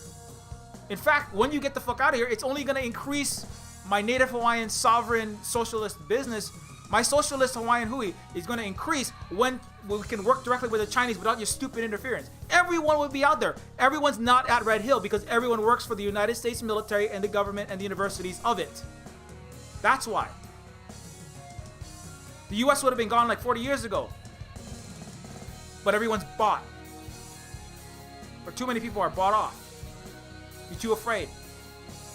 You're too busy fucking working for the real estate scheme that is charging you $3,000 a month for your rental on a mortgage that your family can't fucking afford.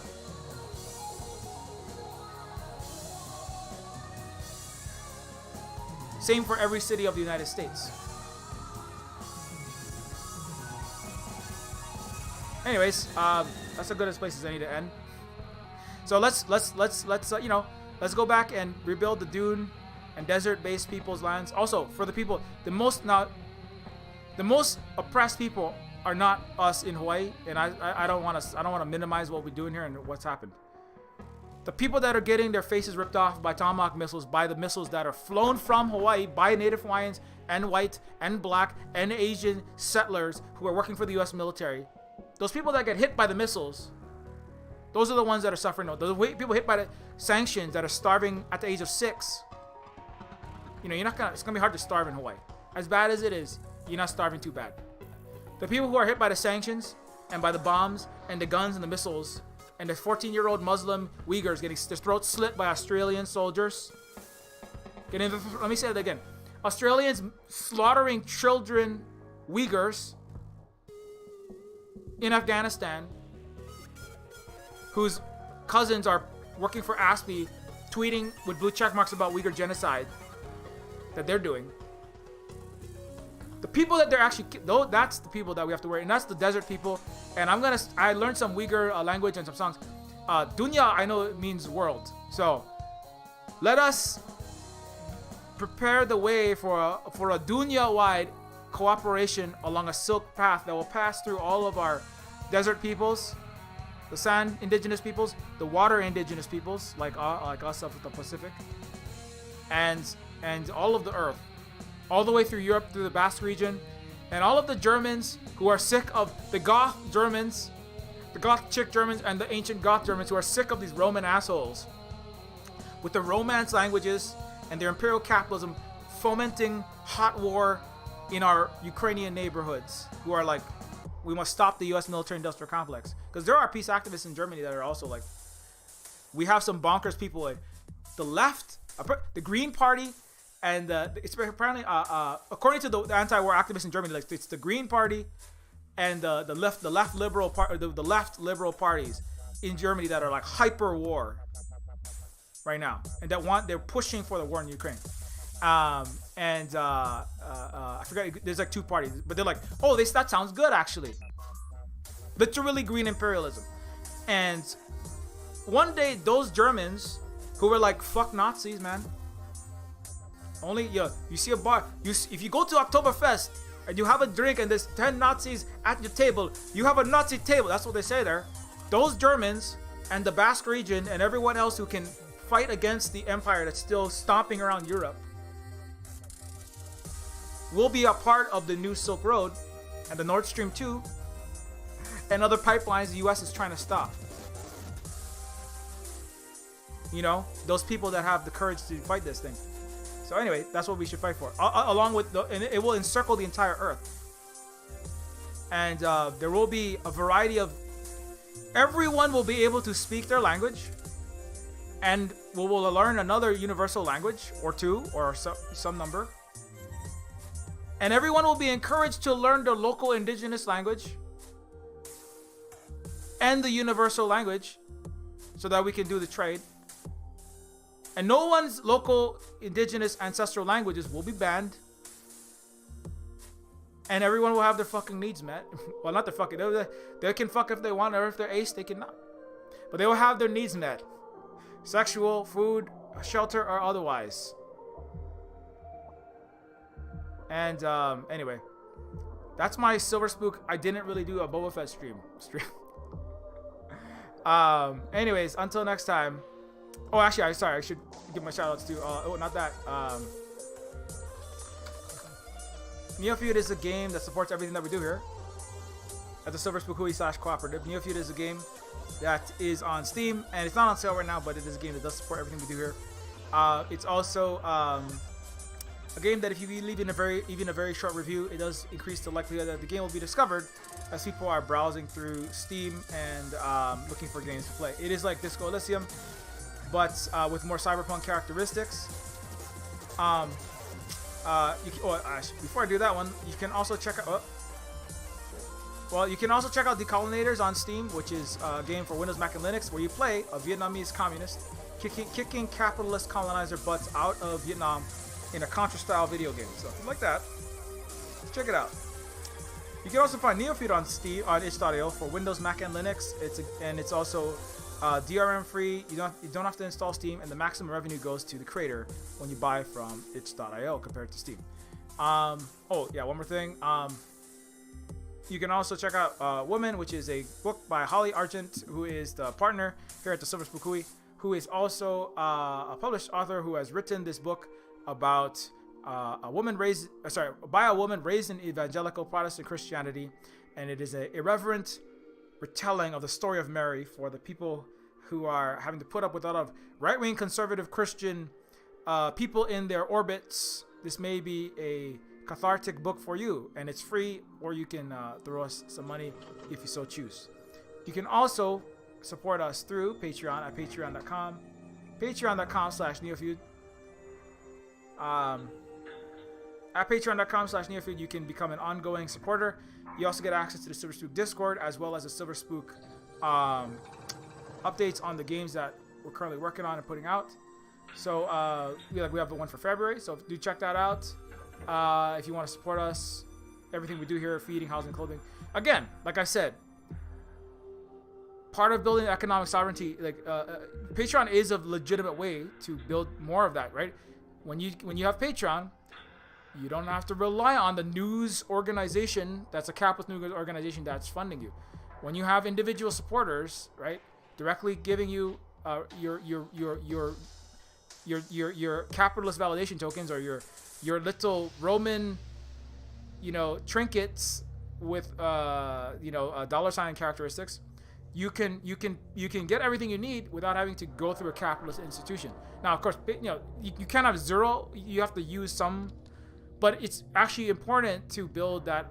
Even if Patreon goes, you have a robust diversity of streams of revenue, like we do. It's not all Patreon, so that in case one of them goes, oh, we don't like what Silver Spook said, blah blah blah blah blah. Well, I mean, that's not gonna break our bank, Not to say we don't appreciate all the help that we get, but it's important to build your own independent, sovereign economic methods of maintaining your existence, so that you can do independent work from the institutions that you're with. So Patreon is part of that.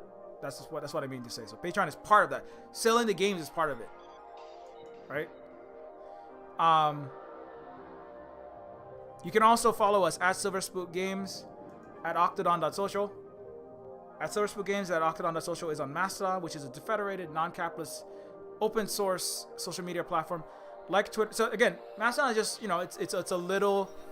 it's less capitalist. It's more disaffiliated from Mark Zuckerberg, right? And from Jack Dorsey, and from billionaires, Wall Street, the Silicon Valley magnates, and DC and the Pentagon that control everything that you see and that you don't see. So you can follow us at Silver Spook Games. However, while we have access to the Death Star satellites, you can also follow, of course, at Silver Spook Guy. Oh, not that. That's not me. You can follow at Silver Spook Guy, which is my personal account. You can also follow Silver Spook Games for the games related stuff. That's part of economic sovereignty, is building your own media organization, basically, or affiliating with one, right? So you don't rely on a capitalist game publisher, for example, to determine how much money you get and whether your game gets visibility. We control the marketing, we control the actual sales of the game, we control all the finances. There's no accountant, there's no gatekeeper So when people come, people have tried to get me fired, get my grants cut, get my money cut, get my stuff cut. They can't do that. They at the University of Hawaii, they're adding all kind of. They're at OHA, at the Hawaiian, U.S. state-funded Hawaiian organization. You can't do that shit. I mean, it's not impossible, but I mean, it's there's no organization that you could easily go after to get rid of me. They tried to do that to Elizabeth LaPonce when she was working with the university on a really cool game called Thunderbird Strike. But Elizabeth was like, the good thing is I didn't have very much money coming from the university while I was working on it, but they tried that. The fossil fuel industry and the right-wing entities, they're like, we want to get her fired. We want to get her game destroyed. We want to get her attacked and shit. And they went after her through the university system. Anyways, so Silver Spoon Games, however, is a game stuff. I should just finish this up. Terminus Cyberstar is the site for Terminus Cyberstar, which is a game that is cyberpunk RPG being worked on by Deus Ex. It's like System Shock and Deus Ex style game. It's a 3D cyberpunk RPG. It's being created by myself and a handful of writers, musicians, artists, programmers, level designers, etc. And it's a game that is the sequel to Terminus Machina. And it's a game that's also coming out sometime in the near future. If you want to learn more about Terminus Cyberstar, do check out Terminus Cyberstar, Terminus C. Join the Discord if you want to do that. Thanks to all of these supporters, of course, as always, that help us keep doing what we do here, and maintain our economic sovereignty as much as we possibly can, so that we can keep doing these streams and panels and making these anti-capitalist communist games where you fucking beat up the U.S. empire in a video game and play Vietnamese communists and nobody can do shit about it. So if you want to keep supporting, by the way, here's a fun fact. There was like 200 people, like 150 people almost got decolonators in the last several days. So we are currently, like I said, there will be a Decolonators 2 if we get to 300 people getting decolonators. So there are currently, we are currently at 200 and, let me just double check right now. 200, what's 80 divided by 3 is 26, yeah. We're at 274. So if we get to 274, so just 25 or 26 more people get decolonators, there will be a guaranteed decolonators 2. Okay, so let me say that again. We're 90% to the goal. If we get 10% more, tell anybody get decolonators, we will guarantee have another decolonators. That's what I said. Like, we're gonna have decolonators 2. When we get to 300 people, pick it up. So we're about that close. So if you know anybody who might want to pick it up, you can also get more than one copy, or you can get a copy and pay if it's $3 and you pay $9 for the game, it counts as 3 copies. I'm just gonna do that, right? So if you tell somebody, hey, buy decolonators for $80, we'll instantly have decolonators too. That's another way to put it. I'm not to say you gotta buy it for $80, but it's just some support so we can keep doing this stuff, and people who worked on games, and we can keep housing and feeding and clothing and doing the stuff we need. And also, like, I want people to be interested in the game. Oh, by the way, really big channels are playing the game now. I just saw a 60,000 person Mia Mulder, who is apparently like a reasonably sized game YouTuber, might be playing Decolonators. So we're gonna see about that. Anyways, but thanks a lot to all these people. Until next time, keep your marriage stage polished, be excellent to each other, keep decolonizing, and keep building the new spice and the new silk routes. And I'll see you later on today.